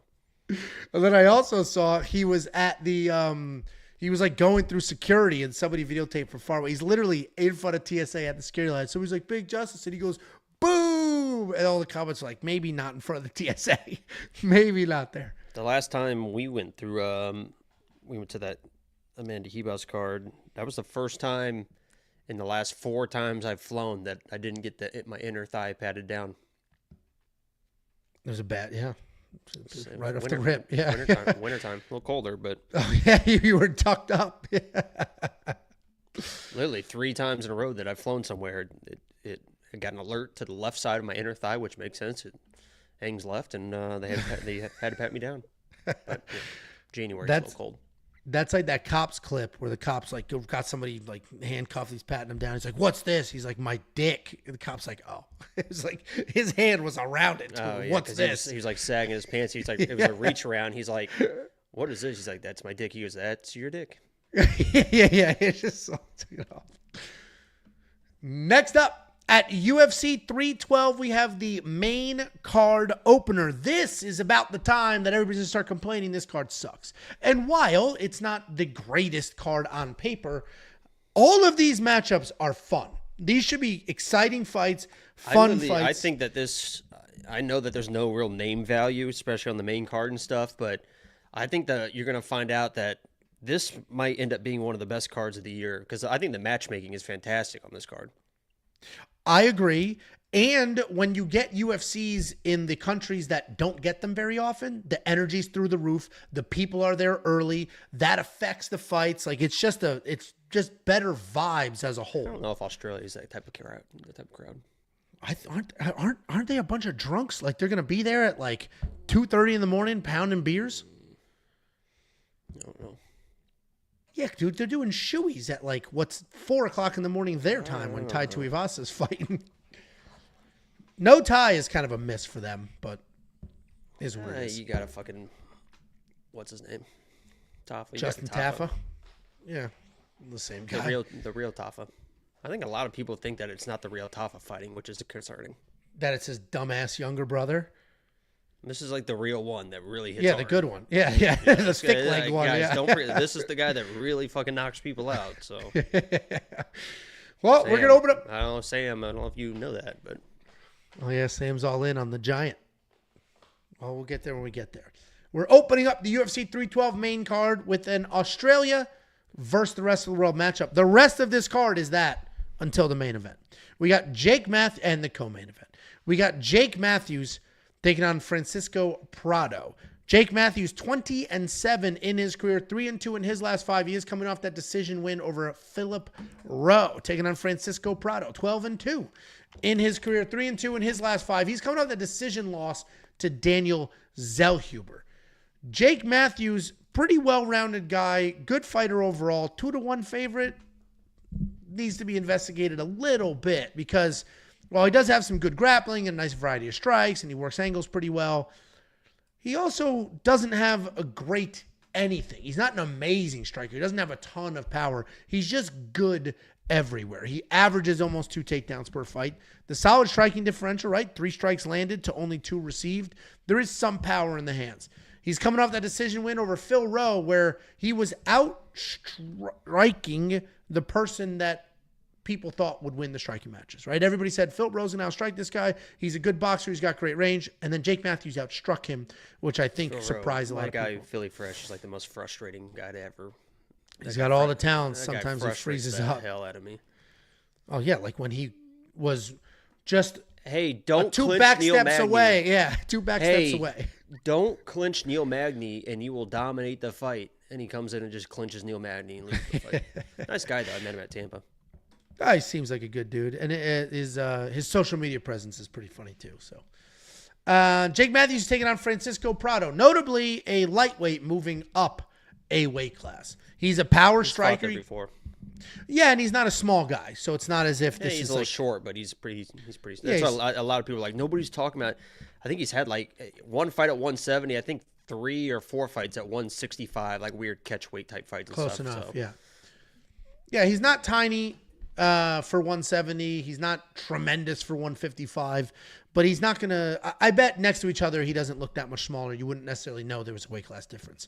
He is pretty aggressive, comes in hot, big looping shots. He's got head kicks, Muay Thai clinch, insane power, at least at 55. That should translate up. He keeps his head straight up in the air. He can be touched. He can grapple as well, and while it's not his plan A, he will shoot some doubles. He will use some power to scoop you up, slam you down if he can. He's incredibly explosive, incredibly dangerous. He does tend to slow down just a bit. He's coming off that loss to Daniel Zellhuber, where he was running forward, he was chasing, he was trying to turn that into a dogfight. And I don't get the line here. I understand Jake Matthews is bigger. He's had a couple of good showings, right? He didn't get finished immediately by a very good, what the hell's his name? The beautiful guy. I wasn't listening. What'd you say? Who did Jake Matthews just not get absolutely dominated by? That good-looking dude 2 fights ago? Okay. Well, he didn't get dominated in that fight, so that bought him a little bit of, wow, okay, maybe he's pretty good. He did just beat Phil Rowe. So people are like, wow, his striking's coming a long way. And while I don't disagree with those two statements, I do think that Jake Matthews needs a little bit of space, likes to fight clean. He likes to keep things tight. And I think Francisco Prado can crowd him, can keep it a mess, can make it chaotic and frustrate Jake Matthews. I am actually going to pick Jake Matthews here because of his durability and because I've seen Prado slow down in the past. If 170 means Prado doesn't have to cut a bunch of weight and his cardio will be better, then that's going to be a problem for Jake Matthews, because I do think he's going to give up the first round and he's going to need to stay durable to take over the second and the third to win this fight. This should be an absolute banger. What do you think, Jakey boy? Yeah, I like Francisco Prado. I mean, the kid came in 20 years old, fought Jamie Malarkey, and if you watch that fight, you could tell he was a little bit green, right? And that wasn't too long ago. He's still only 22 years old. That was, only 2 years ago. But I think that was a little bit of a wake up call on maybe you're not quite there. He's an undefeated guy, so he came in with that confidence, and you saw the confidence early, and then Jamie Malarkey is a lightweight that I know a lot of people don't think is very good, but his boxing is pretty clean, and what he does really well is keep range really well with the jab, right? And a guy that keeps range really well with the jab is always going to have some success against Francisco Prado, because he is going to be a little bit shorter guy, especially if he is going to continue to fight at 170. He's going to continue to be that shorter guy, but he is pretty good at that kind of peekaboo Mike Tyson style. When you watch him fight, another Argentinian that everyone loves now is Esteban Ribovics. He fights exactly like Esteban Ribovics. He is on his toes. He is high guard. He is bobbing and weaving like this, and he is bobbing and weaving, and he is blitzing in. He is all gas, no brakes, with a fucking concrete head, and he also has good wrestling and grappling as well. I know he was kind of controlled a little bit by Jamie Malarkey taken down, but the guy's not a fucking quitter, too. If you watch the end, the very last 30 seconds of that Jamie Malarkey fight, Jamie Malarkey gets a takedown, was probably thinking, I'll just take this guy down, control, ride it out, and get this win. All of a sudden, Francisco Prado, just like Esteban Ribovics loves to do, grabs a Kimura. Kimura sweeps him, ends up on top, and almost snaps Jamie Malarkey's fucking arm off. And he's not a fucking quitter. He came in against Ottman and just knocked him out, tried to mix in some takedowns as well. He's got offensive wrestling. Defensive wrestling isn't great, but nobody's really pressed it since that Jamie Malarkey, so we don't really know. He's at ATT now, which is a great camp for him to be in. Tons of bodies in this weight class, 155, 170. And that Zellhuber fight, that was in Mexico City against a very long, rangy guy, a 79-inch reach that was pumping out the jab, blasting kicks. He didn't get discouraged. I actually thought he won the first round of that fight, right? Then he started getting beat up by that jab. Daniel Zellhuber is 5 times the striker that Jake Matthews is, right? Knows how to keep that range with the teep kicks, with that jab. Francisco Prado didn't fucking give up on herself, right? I busted up. He's still moving forward. After the second round, the ref comes up, has a conversation with him. Hey, I need to see some stuff, man. I might stop this fight. He went right at Zellhuber, was staying in that fight again.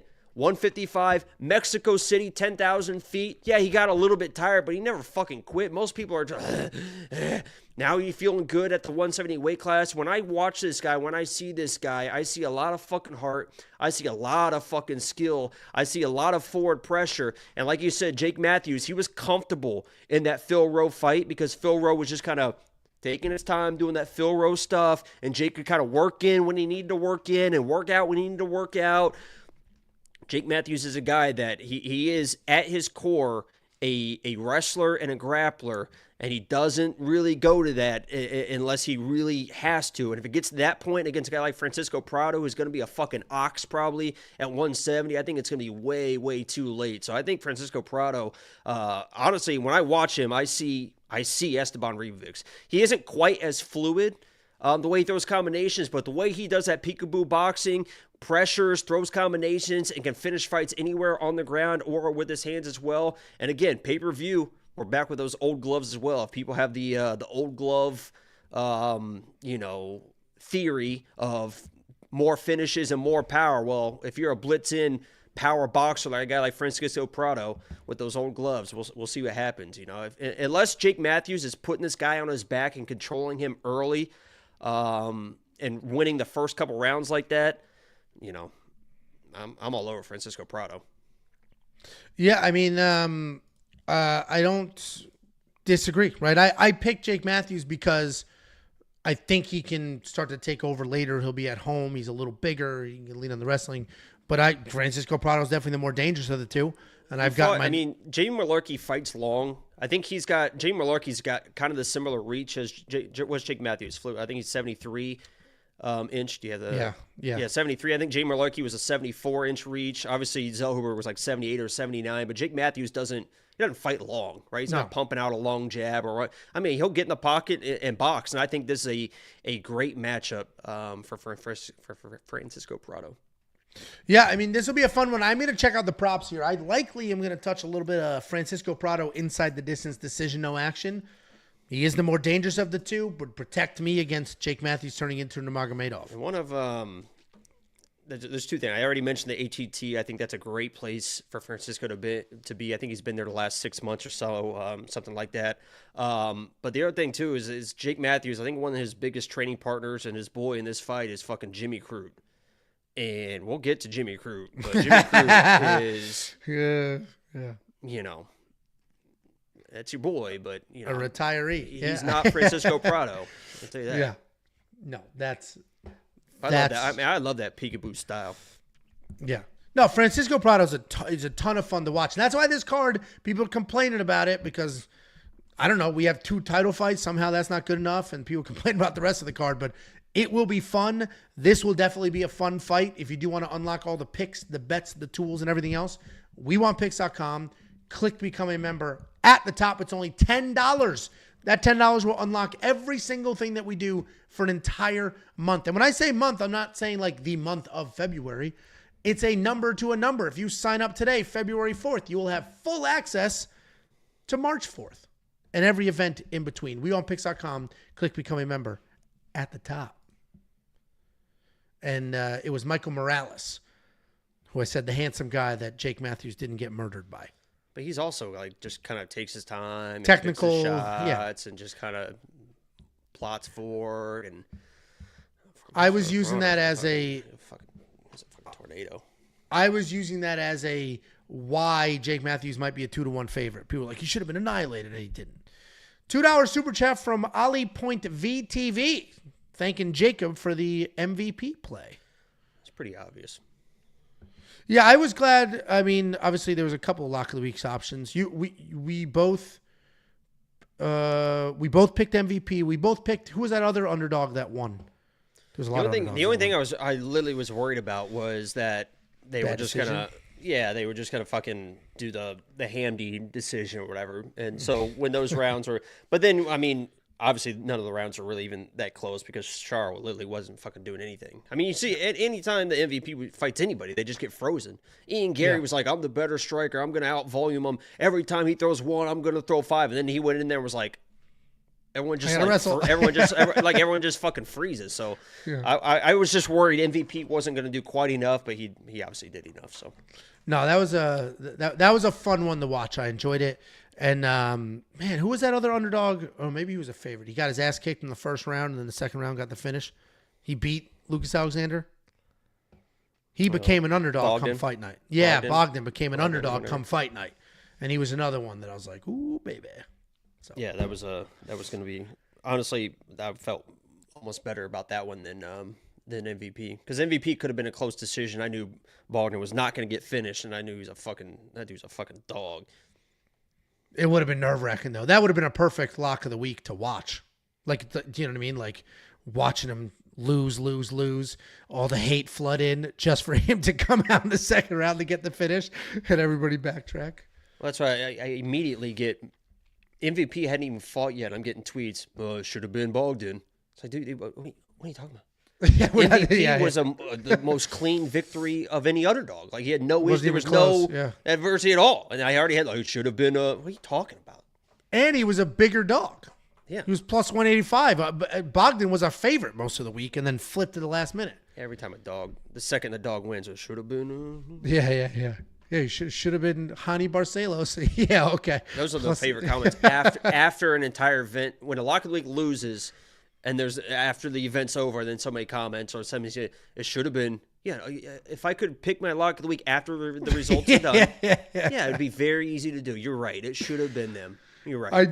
Especially the cards where one underdog wins, and it's not the lock of the week. It should have been, the one lock of the week that won, or the one underdog that won. You're right. I love when every now and then a tweet will go viral. Somebody tweets right after an event, here's my predictions, and then dummies don't look at the whatever, and then it just goes viral randomly. Yeah. I love seeing that. That's always a good time. Next up, at UFC 312, we have Jimmy Crute taking on Rodolfo Bellato. Jimmy Crute coming out of retirement. And the question becomes, is he coming out of retirement because he's still got it, or is he coming out of retirement because sort of a pipe dream to fight on a pay-per-view main card at home? But we got Jimmy Crute 12-4 on a very unfortunate 1-3-1 last 5 while coming out of retirement, taking on Rodolfo Bellato 12-2 in his career. 4-1 in his last 5. He is on a 4-fight win streak. Jimmy Crute, before the retirement, decent wrestler. He averages about 5 takedowns per fight. And what I like to point out about a lot of these wrestlers that average a lot of takedowns is that it means that there's not a lot of control. If you took down somebody 5 times, that means they stood up 4. Maybe you want to include the round. Great. They still stood up 3. And that means that he's never truly out of trouble, because if he can't hold you down, you can get up and you can make it kind of a problem for him. That's what Alonzo Menefield did in the first matchup, and the second matchup was obviously very different. He's not a pure grappler, though. The striking is decent. Overall, kind of a well-rounded guy. As I mentioned, coming back after retirement, and it was a loss to Alonzo Menefield about 1.5 years ago. Just hung it up right then and there. Taking on Rodolfo Bellato. He's a heavy-handed grappler who's going to come forward, bomb away, stick around for a slug fight. He is a grappler. Ultimately, he wants these fights on the ground. His takedowns definitely need a little bit of work. Once he gets to the ground, he's got solid control. He will chase submissions. You'll see that he has 2 losses in his career. They are both to Vitor Petrino. Before you say Vitor Petrino's a fraud, he's still at least a physical specimen that has had some success outside of a wild knockout in the late 3rd round and a fluke submission. He's coming off that finish win over Ihor Potieria, where he looked stiff, he looked slow, was lumbering, and overall pretty bad. And I am making this entire breakdown off of that last Rodolfo Bellato fight. I thought he looked horrendous. I thought he looked miserable, can't win a fight, no idea how he's in the UFC bad. And that had me thinking, I got to go Jimmy Crute here. And then I go to the Jimmy Crute side, and it's like, this guy looked pretty awful before he retired. And now I have no idea how he's going to look coming out of retirement. Is he Al Iaquinta? Is he selling homes on the weekend, and the only reason he's coming out of retirement is because he wants to fight on a pay-per-view main card? Or did he sit down, heal up, let the dust settle, and say, hey, I'm still a pretty young guy. I should continue doing this. I love it. I feel great. He said, I'm too good at this to not do it. His recent record would indicate otherwise. I actually am going to pick Jimmy Crute here. My money won't be within 1,000 yards of this fight, and I'm ultimately picking Jimmy Crute because I do think he's the better of the two, which is a crazy thing to say if you watch his last 5 fights. What do you think, Jakey boy? Yeah, there's no way I'm ever going to pick Jimmy Crute in any type of fight. I don't care who he's fighting. The most frustrating situation of all time was Alonzo Menefield was my lock of the week against Jimmy Crute, and with fucking Fat Barry in his dumbass corner, they had like a wrestling game plan for some reason. So why the fuck are you wrestling Jimmy Crute? That's kind of what he does at his core. He wants to wrestle. He wants to grapple. I know he's got power in his hands, but the guy does not move his fucking head.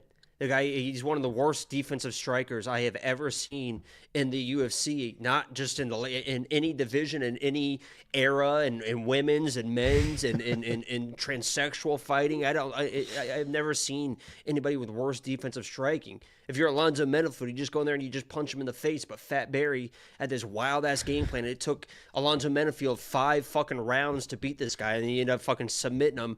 But it's like, you just punch this guy in the fucking face. You just punch him in the fucking face. I have to imagine that's what Rodolfo is going to do, but maybe he isn't, right? So the only thing I'm playing, and I think there's still value. The fight does not go to this. It's minus 220. I think something's going to happen here. Either Jimmy Crute's going to show up, a new Jimmy Crute, and you mentioned, I don't think Rodolfo's that great either. He's my pick. I'm not going to fucking put money on this guy, even as much I hate Jimmy Crute, right? But either Jimmy Crute shows up in front of the home fans and shows out. And he's shown he's got power in his hands and he can do some stuff on the ground, right? And you mentioned that Rodolfo has been chinned. Or he's going to be the same Jimmy Crute and he's going to put his head on the center line. He's going to get fucking knocked out. To me, it seems like there's a finish either way. And at minus 220, that's the way I'm playing this fight. I think somebody finishes somebody. But so honestly, I don't give a fuck who wins as long as somebody finishes somebody. But for a pick, there's no way I'm ever picking Jimmy Crute. The guy literally retired because he realized he wasn't good enough, and then you start convincing yourself again once you're in the gym just sparring people that aren't UFC fighters, right? You're like, oh, I can do this, and then you run into a UFC fighter again, and it's like, and maybe Rodolfo isn't a UFC fighter, right? Because he's not an established guy, and Jimmy Crute wasn't losing to terrible people, right? But that defensive striking is fucking abysmal. I'm going for Rodolfo, but I'm playing this fight to not go the distance. I literally based my entire thing off Rodolfo's last fight. And maybe that's not the way to do it. UFC debut, jitters, whatever. Maybe that's not the way to do it, but I was like, man, you were struggling against Ihor Potieria. But Ihor is a fucking really good striker. He is, but Rodolfo... Offensively, he's a really good striker. But Rodolfo's supposed to be a grappler, and he was just like a lurch, flopping around, just exhausted. I don't have a bet lined up for this fight, and I don't know if I will. Ihor Potieria and Jimmy Crute, I would take Ihor to knock that dude out in 2 minutes. Knock out Jimmy Crute? Yeah, because he's not going to try to tie him up. He's just going to start swinging and marching forward. Poor Ihor. Yeah, he did have a little bit of a rough run. I do also know that Discord's already been putting my face on Rodolfo's body. They did it his last fight. I'm going to get spammed with it on Saturday. Not really a resemblance. I don't know where that could possibly come from. I look nothing like this guy. You wish. This could almost be me versus you. They could be like an alternative universe of us, I guess. Yeah. In that case, I'm taking Jimmy. You're like, yeah, he's pretty fast. He's tall. All the things. You guys submitted Paul Craig, for God's sake. Craig. Did he really? Yeah, wow. Mortem of all the submissions. Isn't it so wild? Yeah. But I mean, the answer is yeah, the genuine yes.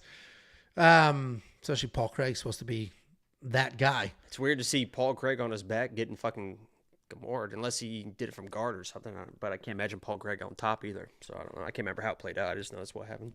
Yeah, I don't do that far back. At a certain point, everything's changed, so it doesn't matter anymore. But $7,700 in DraftKings Fantasy for Jimmy Crute, $8,500 for Rodolfo Bellato. If you're in the Jacob camp here and you think something happens and somebody gets finished, then pick your side, because both of those are good value if there is a finish. You can check out WeWantPicks.com. All the picks, all the bets, all the tools, everything. Literally, you head into a fight weekend, you have everything you could ever need, and you can have it on your phone with A, a mobile browser, or B, the app. Go to the App Store, search We Want Picks. It's 100% free. Download that app, turn on notifications, and you are off to the races. $1.99 from Michael Barquette. Rodolfo looks like Alex Pereira with hair. Now, Alex is way better looking than Rodolfo. Rodolfo's got something going on. I don't know what it is. It's like a gene issue.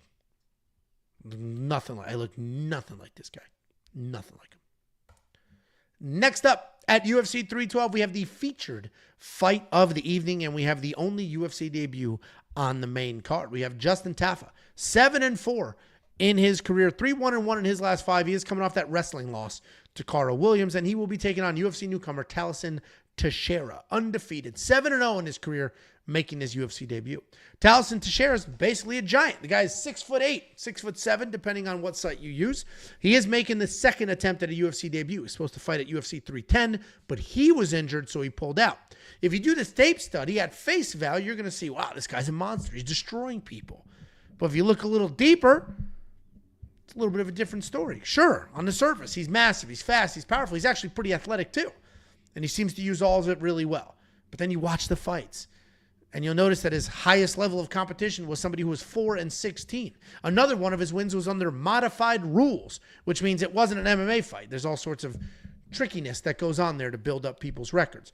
On the surface, Taliesin is a beast, but the jury's still out if he is even a UFC-level fighter. He's taking on Justin Tafa. Heavyweight striker, giant power, an amazing chin. When he gets his kick going, he'll snap your leg clean in half.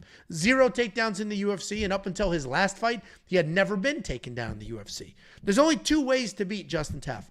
You either dance around on the outside for 15 full minutes and just stay fast and pump a jab, or you wrestle the shit out of him like Carl Williams did. I don't know if Taliesin can do either one of those things. I'm not going to touch this fight. There's no way I can bet on this fight because Justin Tafa just knocked out a 6'8" man 2 fights ago. And he could stay tight and just reach in, lunge in, and find that chin. I do think on the surface, Taliesin is the more athletic and the faster guy here. So I'm just going to say that I'm picking him. But if I'm telling, like, I have to pick somebody to win, I'm doing 51 or 51%, 49%. That's what I'm doing. Like, I'm going to pick Taliesin literally because he's younger and more athletic. That's it. Justin Tafa hits harder. Justin Tafa's durable. But I'm going to go with youth and speed here. What do you think, Jakey boy? I have the ages wrong there, by the way.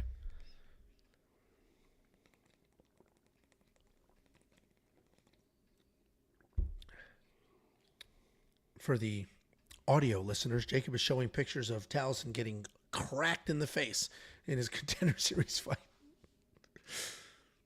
I mean, he gets hit.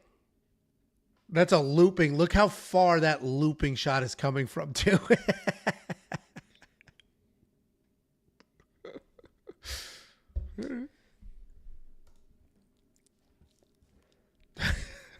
Just, I don't know how anybody can watch this Contender Series fight and bet this guy. When I the shots that this guy was landing on a 6'8" dude, and this guy wasn't doing anything special. He was just pressuring this guy. And when you get the 6'8" guy up against the fence, he drops his hands. He struggles to circle out. When he's against the fence, he gets hit. Right? He'll drop his hands and try to fire back, and he gets hit. Then he'll realize, oh shit, I'm getting hit. I need to circle out. And as he's circling out, he gets hit. I understand he's 6'8". I understand he's supposed to have this power, and he's got a jab he'll throw out there. He's gonna get knocked out. I mean, he's just gonna. I mean, this isn't Junior Tafa.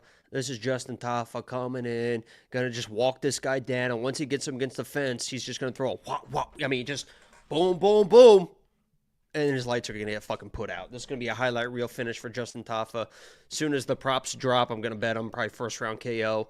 We'll just ride with that, and I feel bad for Sam. Yeah, bet Sam is ride or dying for Teixeira for some reason. If you guys are just looking at this and you're like, 6'8", undefeated, oh undefeated, finishes. Oh my God, you see that finish in the Contender? Just watch the first 2 minutes and watch how much he get hit. Watch how much he gets hit. And that guy isn't even in anything. That was just a regional random dude that was just walking this guy down, just fucking lighting him out. Now watch the Justin Tafa highlights, how he lands on people, and then doot. 2 + 2. It's going to equal 4. Tafa's going to get a highlight finish. Well, he knocked out Austin Lane, who's also 6'8". And to help Jacob with this point, even though I actually very slightly leaned the Teixeira side, look at the strikes absorbed. I have the ages wrong. Every other stat is correct. Teixeira ate 9.74 strikes per minute. That's an astronomical number, and the only reason it's not sticking out as an insane number is because he landed with such high volume. If you're hit with 9.74 significant strikes from Justin, that is a problem.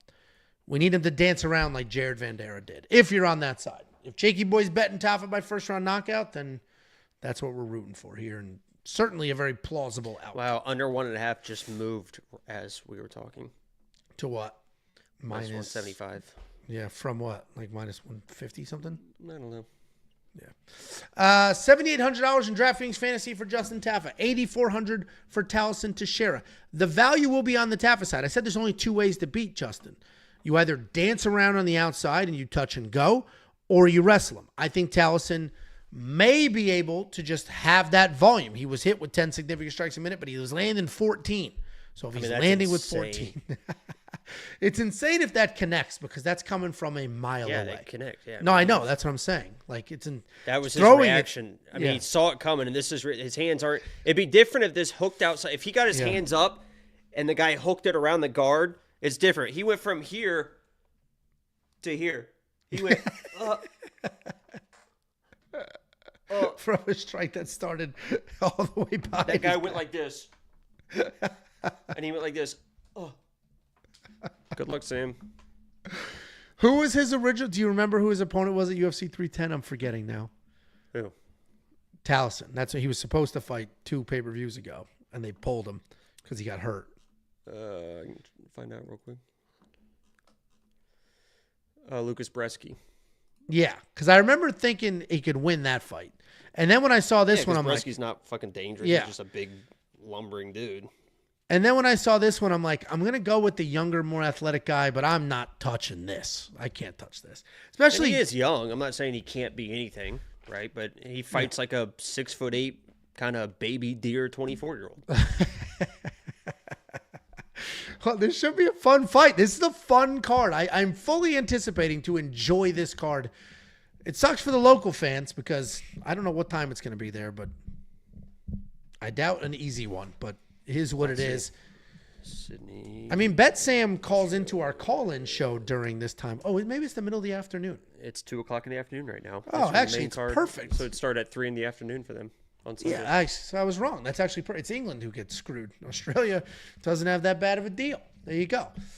WeWantPicks.com. Click become a member. Anything you could want or need heading into a fight week. You want bets? Great. You want tools to help you find bets? Great. You do DraftKings Fantasy? Great. Underdog? Great. Prize Picks? Great. FanDuel? Great. You want artificial intelligence picking fights for you? Great. WeWantPicks.com. Click become a member. It's $10 for an entire month. You'll have full access. You sign up on, what's today? February 4th. You'll have access to March 4th. Next up, at UFC 312, we have the first of 2 championship fights. We have Weili Zhang defending her belt against first-time title challenger Tatiana Suarez. The line has full-blown flipped. Weili opened at a minus 250 favorite. The long-reigning champion, the 7-time or 2-time champion, depending on how you do your math, was a minus 250 favorite. She is now a straight-up plus 105 underdog.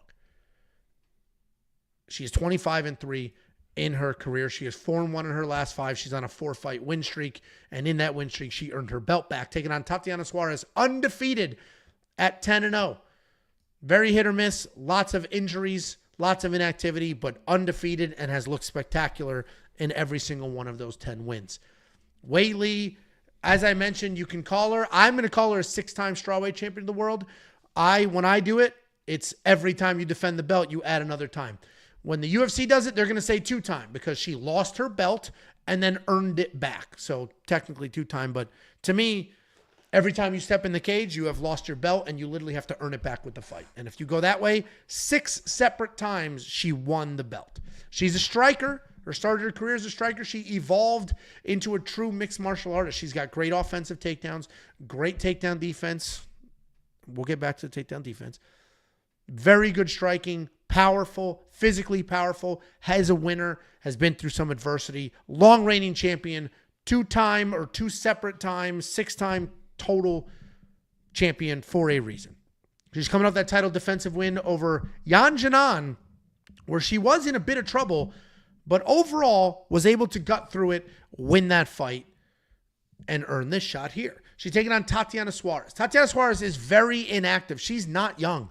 You may think she's young because we haven't seen a ton of her, but she's had very long layoffs with very real injuries. Not like, knee surgery. Like her neck had major problems. She has a great resume, though. Cancer. She submitted. It was cancer? She had cancer, too. Yeah. And cancer. I say because she had like a bunch of surgeries. I don't know if they were all cancer related. We saw her at UFC Vegas 101. Or at least I did. She was there with her boyfriend. Yeah, she was there with, I assume, her boyfriend. She submitted former champion Alexa Grasso, Carla Esparza. Between the two of them, 5 title fights. Also, and I forgot about this until somebody pointed out in the comments, I forgot that Jessica Andrade was the former champion too, because she's not very good. She smoked Jessica Andrade. She averages more than 6 takedowns per fight. She has 7 wins in the UFC and a total of 27 takedowns. The striking is just okay, but her wrestling is incredibly high level, and nobody has been able to fully stop it. This is a tough fight to break down. I normally lean wrestlers. I normally would be like, Tatiana Suarez, this is crazy. She's a dog. We should all be betting on her. Tatiana Suarez is going to win this fight. She's the highest level wrestler in the women's division. It's not even close. But then you got to zoom out and just look at Weili and what she has done in her body of work. She's beaten all the female GOATs. She's done it through adversity. She's done it very clean. She's done it with strikes. She's done it with wrestling. She lives and breathes MMA. She has had a very great career so far. Even when she stumbled, she came back, earned the title back the hard way, and showed us why she's the champion that she is. She can work through adversity. She's the better striker in this matchup. That part won't even be close. And it's really going to come down to, can she defend the takedowns or create a world where the takedowns aren't even a thing? I do think Weili's going to be in a little trouble early, because I think Tatiana's going to get a takedown immediately. And Weili's not going to let her settle. And Weili's going to have plenty of cardio. And Weili has been to 5 rounds. Weili has been in the deep water. Weili is going to hit harder. Weili will get better and better at defending the takedowns as the fight goes on. I think this is a 5-round fight. I think Weili takes over 3, 4, and 5. And I think Weili wins this fight, so Weili's going to be the pick. But this is a great title fight, and the only one they could really make right now. What do you think, Jakey boy? Yeah, the narrative that I keep seeing is, oh, Weili was taken down by Nyamjargal. Weili was taken down by Rongzhu. What do you think that Tatiana Suarez is going to do if those girls are taking Weili down? Those girls have world-class striking to be able to set up takedowns, right? When you have to worry about kicks and punches or whatever, you're not really expecting the takedowns. You can disguise it and all this stuff. To be able to set up takedowns in that capacity, that's the easiest way to get takedowns, when you have striking to hide the takedown. So yeah, Weili was taken down by Nyamjargal. Nyamjargal's a fantastic fucking striker that was hiding takedowns. Rose Namajunas took it. Rose is one of the best strikers the women's division has ever seen. Was able to hide takedowns and take down Weili. Tatiana Suarez, quite frankly, just doesn't have that type of striking. Now you're looking at her takedowns. She went 4 of 13 takedowns against fucking Nina Nunes. And people are like, oh, she wasn't fully healthy. Well, you better hope she's fucking... Who knows if she's even fully healthy now, right? Has she ever really been fully healthy? She went 2 for 6 on takedowns versus Montana De La Rosa. It's like, well, she's also a grappler as well. Yeah, but high school wrestler. Yeah, it's like, I mean, what are we doing here? And you watch those takedowns against Jessica Andrade, the lazy, I mean, she grabs like a little bit of a single, a little bit of an ankle, and slowly kind of steps around. Andrade is trying to play this, oh, I'm going to play this sweep game. One time Andrade like went down for a submission, like, oh, I'm going to submit Tatiana Suarez. Like, what the fuck are you doing? Was more invested in trying to submit and sweep instead of just defending the takedowns, right? And then Tatiana was able to grab her neck on the way up. Weili is a fucking athlete. And there's a difference, especially in women's MMA, because 95% of men, and this is fucking sexist, but it is what it is, 95% of male fighters are like all very athletic people, right? There's some awkward people and there's that, but most of them are very athletically gifted people. Women, not a lot of women are very athletically gifted to where they can play pretty much any sport and jump and dive and are strong, athletic, and coordinate and do all this type of stuff. Weili is one of those random women that is just a pure fucking athlete. Strong as shit, knows good balance, could be a gymnast, could be this, could be that. Fucking, she could do anything and succeed. She is just a pure fucking athlete. So when Tatiana is shooting these takedowns against a pure athlete, I think Weili's going to be ready. If she's able to grab a single, I think Weili can just fucking stuff the head and figure it out. If she does get taken down, we've seen Weili has good submission defense and knows how to get out of those situations and knows how to stay safe as well. Because the biggest issue with Tatiana is what Jessica Andrade and a lot of people have done is Tatiana almost baits you into letting you think you're getting up. Right? She gets in that position where it's like, you're like, oh, I'm getting to my knees. Oh, I'm about to get up. And then Tatiana grabs your neck and she pulls that guillotine or arming guillotine or whatever it is, goes down, and then you're getting submitted. Weili knows what's going on. She's been in Thailand forever. I think she's at Bang Tao, but she was at Tiger Muay Thai. She's worked with the Hickman brothers. You've seen her grappling improve. I cannot believe that the body of work that Weili has shown over the years, I cannot believe that she's an underdog. I think it's just unbelievable. I understand the wrestling prowess that Tatiana brings, and maybe she's able to get a takedown or two, but no 5-round experience, right? She went from fucking Montana De La Rosa, Nina Nunes, and Jessica Andrade to fucking Weili. Oh, Andrade's a former, like you said, a former champion. Get the fuck out of here. She dumped Rose on her head. I mean, and then she just didn't defend the belt. Yeah, I mean, it's like, what are we doing here? Those girls aren't even fucking close. So yeah, people are like, oh, Weili has never fought a wrestler like Tatiana hasn't fought nowhere near the level of fucking Weili. Her being an underdog is fucking disrespectful. I think she rolls here, and I fucking bet her. Yeah, well, what's funny is, so I did this breakdown. I pointed out how many former champions she beat. She beat Alexa Grasso wildly early in Alexa's career, and we just watched. Yeah, 2018. Alexa's not. I mean, she can get out wrestled by anybody. We just watched Alexa lose her title because she can't stop takedowns, and she beat Carla Esparza, former world champion. But Carla is a wrestler. Tatiana's the best female wrestler in the division. There's no question about that. None. The question becomes, who doesn't give a shit about the wrestling? And I think it's Weili. I don't think Weili cares. I think she'll just get it done. You mentioned how athletic she is. Remember, wasn't it? Did she pick up Francis Ngannou? Who was it? Was it DC she picked strong. up? I mean, she just does. She picked one of them up. Yeah, she's strong. Girl. No, I mean, I think this is I think this is a good competitive fight. I don't think Weili stomps Tatiana, at least not early. I think Tatiana will 100% have some success early. I mean, she will be prepared. Weili opened as only a minus 150 versus Carla Esparza because everyone was having the same. Now she closed, minus 400, whatever. But the odds makers, whatever, because everyone was like, the takedowns, Carla's a wrestler. People are pointing out in the chat that in your champ at the end of the year video, you picked Tatiana Suarez. Oh, got me wrong. I did tape study after that video. Yeah, listen, my original lean was going to be Tatiana, but because I think I even said Jan was taking her down, but it's just fucking different.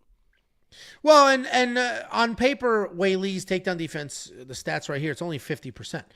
But that's 50% against the greatest women in this division. She's fought them all, and she beat all of them. She's lost and then comes back and wins. I thought she also beat Rose. I thought she got robbed in the Rose rematch, so I thought that was bullshit.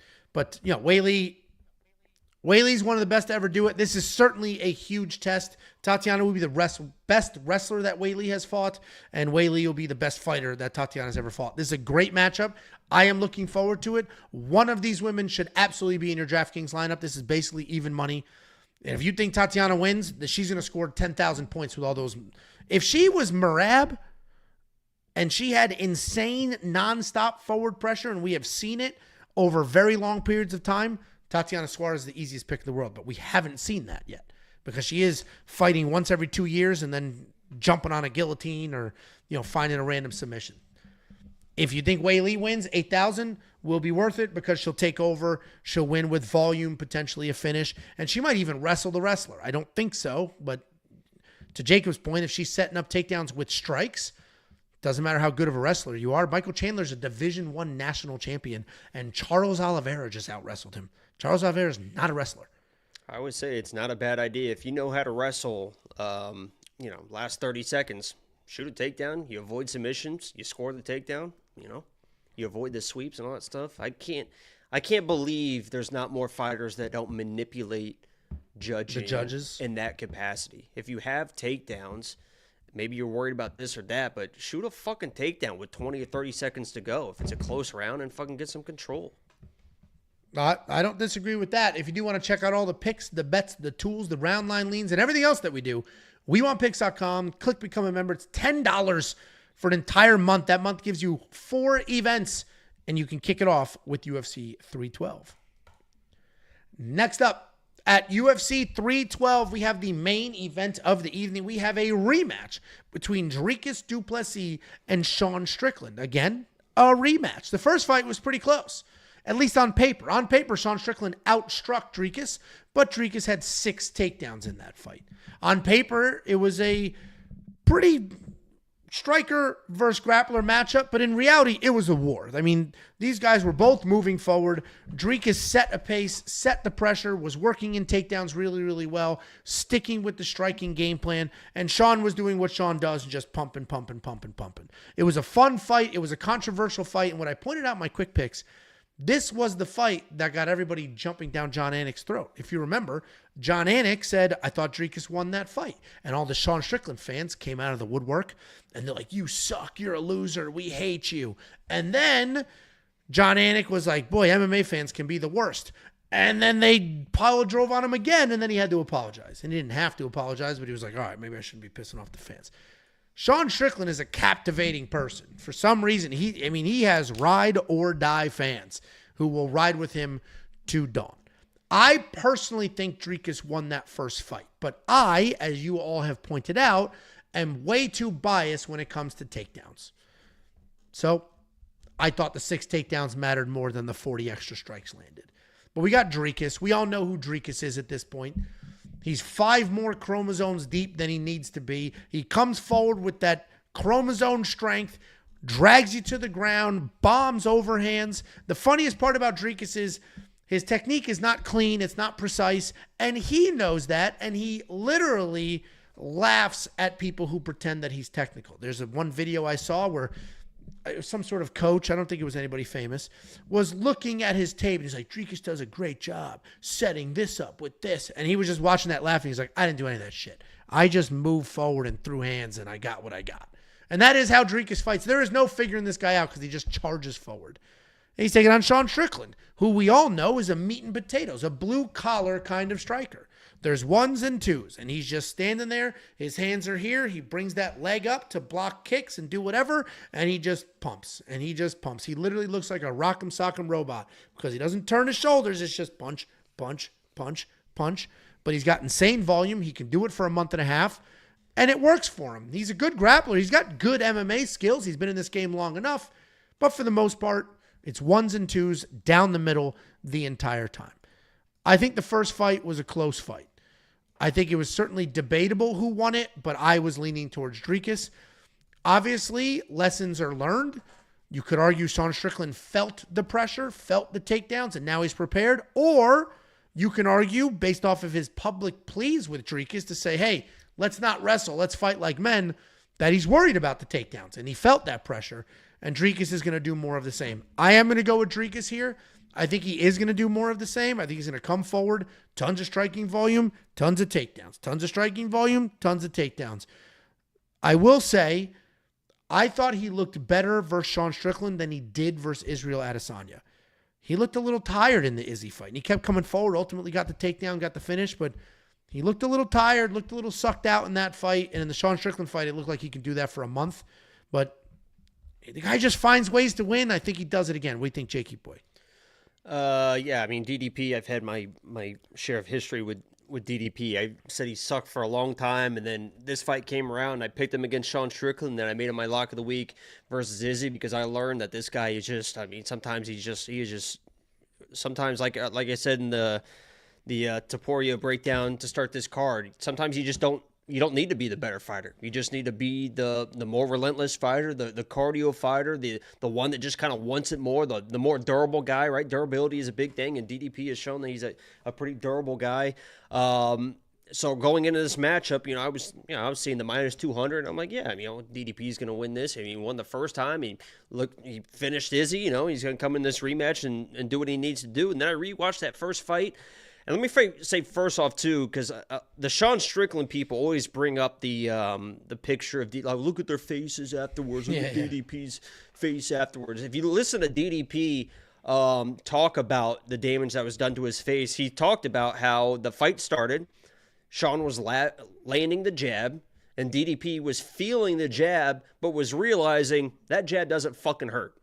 It doesn't hurt. So I'm just going to keep walking through the jab because it doesn't hurt me. I don't feel any pain. I'm not getting my head snapped back. It doesn't hurt. I'm going to keep walking through the jab and do what I need to do with that forward kind of wild, reckless pressure, whatever.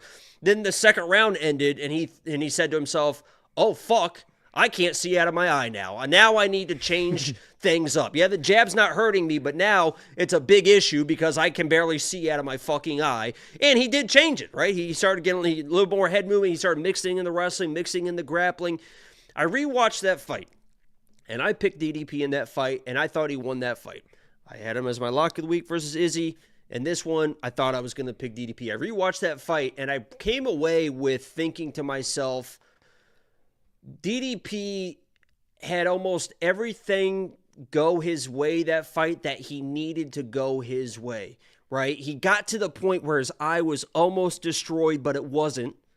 He was able to adjust, get the timely takedowns that he needed, and as the fight went on, as you mentioned, he was out cardioing a guy who is known as the cardio guy, the guy that's like walking the guy down. You could see, I think it was in the third or fourth round, like Eric Nixon was kind of being like, Sean, now's the time.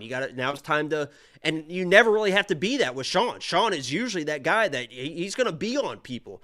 So when I rewatched that fight, I was like, I see areas where Sean could improve, right? If he's able to defend the takedowns, if he's able to match the pressure a little bit, right? Keep that jab out there and keep landing that jab. And I was watching from the DDP perspective, and I was like, man, if he doesn't get a couple of these takedowns, he loses. If he eats a few of more of those jabs, he loses. And he still was able to make all those adjustments, and people still think that he lost that fight. So, this is probably a surprise to some people, most people, whatever it is, I'm taking the underdog here. I think that if you look at that first fight, Sean can make more adjustments than DDP can. And for that reason, I think Sean's going to be able to pull this out. I think he's going to be able to defend those takedowns. And if DDP is not getting the takedowns, I don't think he's walking down Sean the way he was for 5 rounds. And if he is, you've already seen he's had trouble with that jab. And I think Sean is able to stay on the gas a little bit more. I think he knows what to expect. I think he was a little bit surprised at the durability and the cardio of DDP. He's going to be a little bit more comfortable, going to be a little bit more ready. And honestly, Eric Nixon is a pretty good game planning coach. And I think that they're going to have something a little bit ready. And it could be, maybe wrestle a wrestler. We talked about it with the Weili situation. Sean Strickland's got wrestling and grappling as well. We've seen DDP he's been taken down plenty in his UFC career as well. So you might see Sean Strickland push into, I don't expect that, right? Because that's Sean Strickland being like, he's been very anti-wrestling or whatever. But when it comes to winning the belt, he already lost this guy, and maybe he's going to wrestle a wrestler. I wouldn't count on that, but even if he doesn't, I think he's going to defend the takedowns this time and kind of point his way to winning that belt back. So a little bit of a surprise. I'm not betting it. I don't love it that much. I kind of like to not bet value anymore. I know a lot of people like to bet value. I think there probably is a value play here with Sean Strickland because the fight was so close in the beginning. Yeah. Or in the first fight as well, and you're getting a 2-1 dog. I like to just kind of bet who I think is going to win. And although I do think Sean can win, it's a close one. He is going to be my pick, but I still respect DDP with his durability and his abilities as a fighter. So Sean is my pick. Haven't bet it, but hopefully it's a good fight. Yeah, I can't imagine it's not a good fight. Although Sean Strickland fights can go that way sometimes, but Dricus won't. 2 points. One, Sean Strickland had his belt. He was defending the belt against Dricus. Right. Maybe that prevented him from taking chances and doing things he could have done because you don't want to lose the belt. He finally earned this thing that a lot of people think he shouldn't have even earned. Yeah, and then he just didn't want to give it. Yeah. You're fighting not to lose instead of fighting to win. Yeah, so maybe this is a very different fight because Sean Strickland is fighting for the belt, and we saw how good he looked against Izzy when he fought for the belt. Far more aggressive in that than the Dricus fight. So that's point number 1. Point number 2, I saw an interview with Eric Nixon, and he said when Sean, and this, what spawned this, as you said, maybe Sean wrestles. Sean was supposed to wrestle Poatan. That was the game plan, wrestle Alex Pereira. Right. They had a game plan. It was set. He specifically said, I want you to strike with him for like 30, 45 seconds. And as soon as he's comfortable striking with you, shoot a takedown. And he said before he went in the cage, Sean said, all right, tell me when we're halfway through the round. And Eric's like, no, we're not waiting until halfway. And then ultimately what happened. The reason I brought that up is he does know how to wrestle. They game plan in that gym. He can wrestle. Maybe he'll wrestle the wrestler. I doubt it. Because Alex Pereira is different than Dricus. And it's not even about winning with the wrestling. It's about just changing things, making Dricus think about, something other than if I'm bringing in reckless pressure, there could be a level change here, you know? Yeah. Yeah, literally the only thing Dricus has to worry about is a 1-2. That's it. That's the only thing that comes from Sean. 1-2, 1-2, 1-2, 1-2. But it will be interesting if contender Sean fights a little differently than champ Sean. I think this is a great main event. A lot of people are like, I think it's a great main event. Who else? Hamzat? Whoever Hamzat fights, Hamzat's going to be the champ no matter what. So let's get a couple of these fun ones out of the way and then throw Hamzat in there and he'll just take whoever down and submit him and that's the end of it. Although I do think, completely off topic, I think DDP has a better chance against Hamzat than Sean Strickland does. Because he is fucking crazy. Just run at him. Come forward. I don't know. I actually, when I watched that Chimaev and Usman fight, after that fight, I bet a future bet for Sean Strickland against Chimaev because I was like, oh, all he got to do is fucking survive the first round. And then it's Chimaev literally is just a normal, after the first round, he's just another dude. Yeah. So I was like, Sean Strickland Sean Strickland could probably just survive a round and then, that's all you got to do. And then it's, if Sean Strickland turns up the pace, because that's what Usman lost that fight because he just didn't do enough after that first round. It's like you get out of the first round with Sean Strickland in front of you and you're a gassed fighter. It's kind of bad news. Yeah. Yeah, this is an interesting fight. I'm picking Dricus, which is why this comment makes Anshul clearly lost collage funds. That's not how you spell college. Collage funds betting on Strico. Listen to yourself. I've never bet on Sean Strickland. I don't pick Sean Strickland. I pick Dricus. I don't know what you're talking about. And that's wild because I thought I was pretty clear here. Jakey Boy and I are split on this fight as well. If you are going to put one of these gentlemen in DraftKings Fantasy, it's got to be Dricus, $8,600. The takedowns, that pressure. I got to see what Sean scored in the loss in their last fight. Add 30 to that. Maybe he'll be worth it. He is pretty affordable here at $7,600, but it's going to be strikes only. I don't see wrestling coming out of the Sean Strickland camp. If you want to unlock all the picks, the bets, the tools, and everything else, you can do so now. WeWantPicks.com. Everything you could ever want or need is right there, ready to go, waiting for you. We have a $1.99 super chat from Double A. It says, I haven't caught you guys live in a minute. Love ya. We appreciate you, and we're excited to be back. Well, I'm excited, and speak for everybody. Excited to be back into the swing of things with fights every single weekend. The choppy nonsense, as much as... this is a lot of fucking work, and I don't have Saturday nights or Sunday mornings or Tuesday night.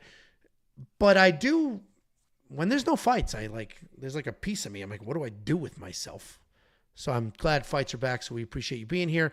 Then we have a $4.99 from PS and VR Pro. Hamzat all the way. I agree. But they don't need to rush him into it.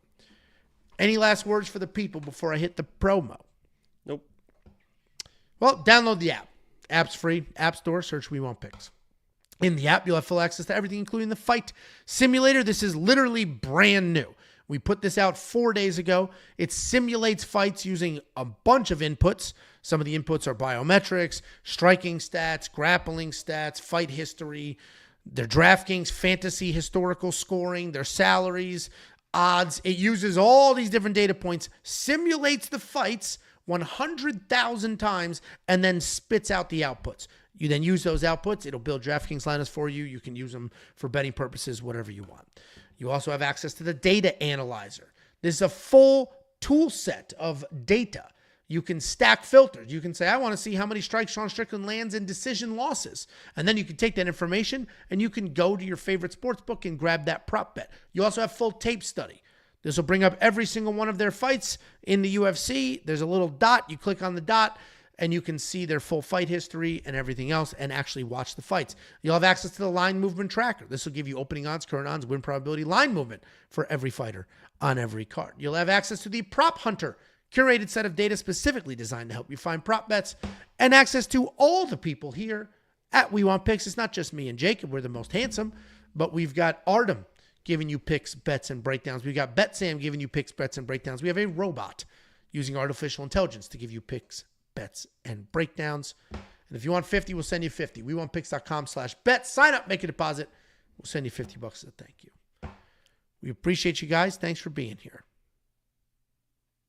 I'm clicking it.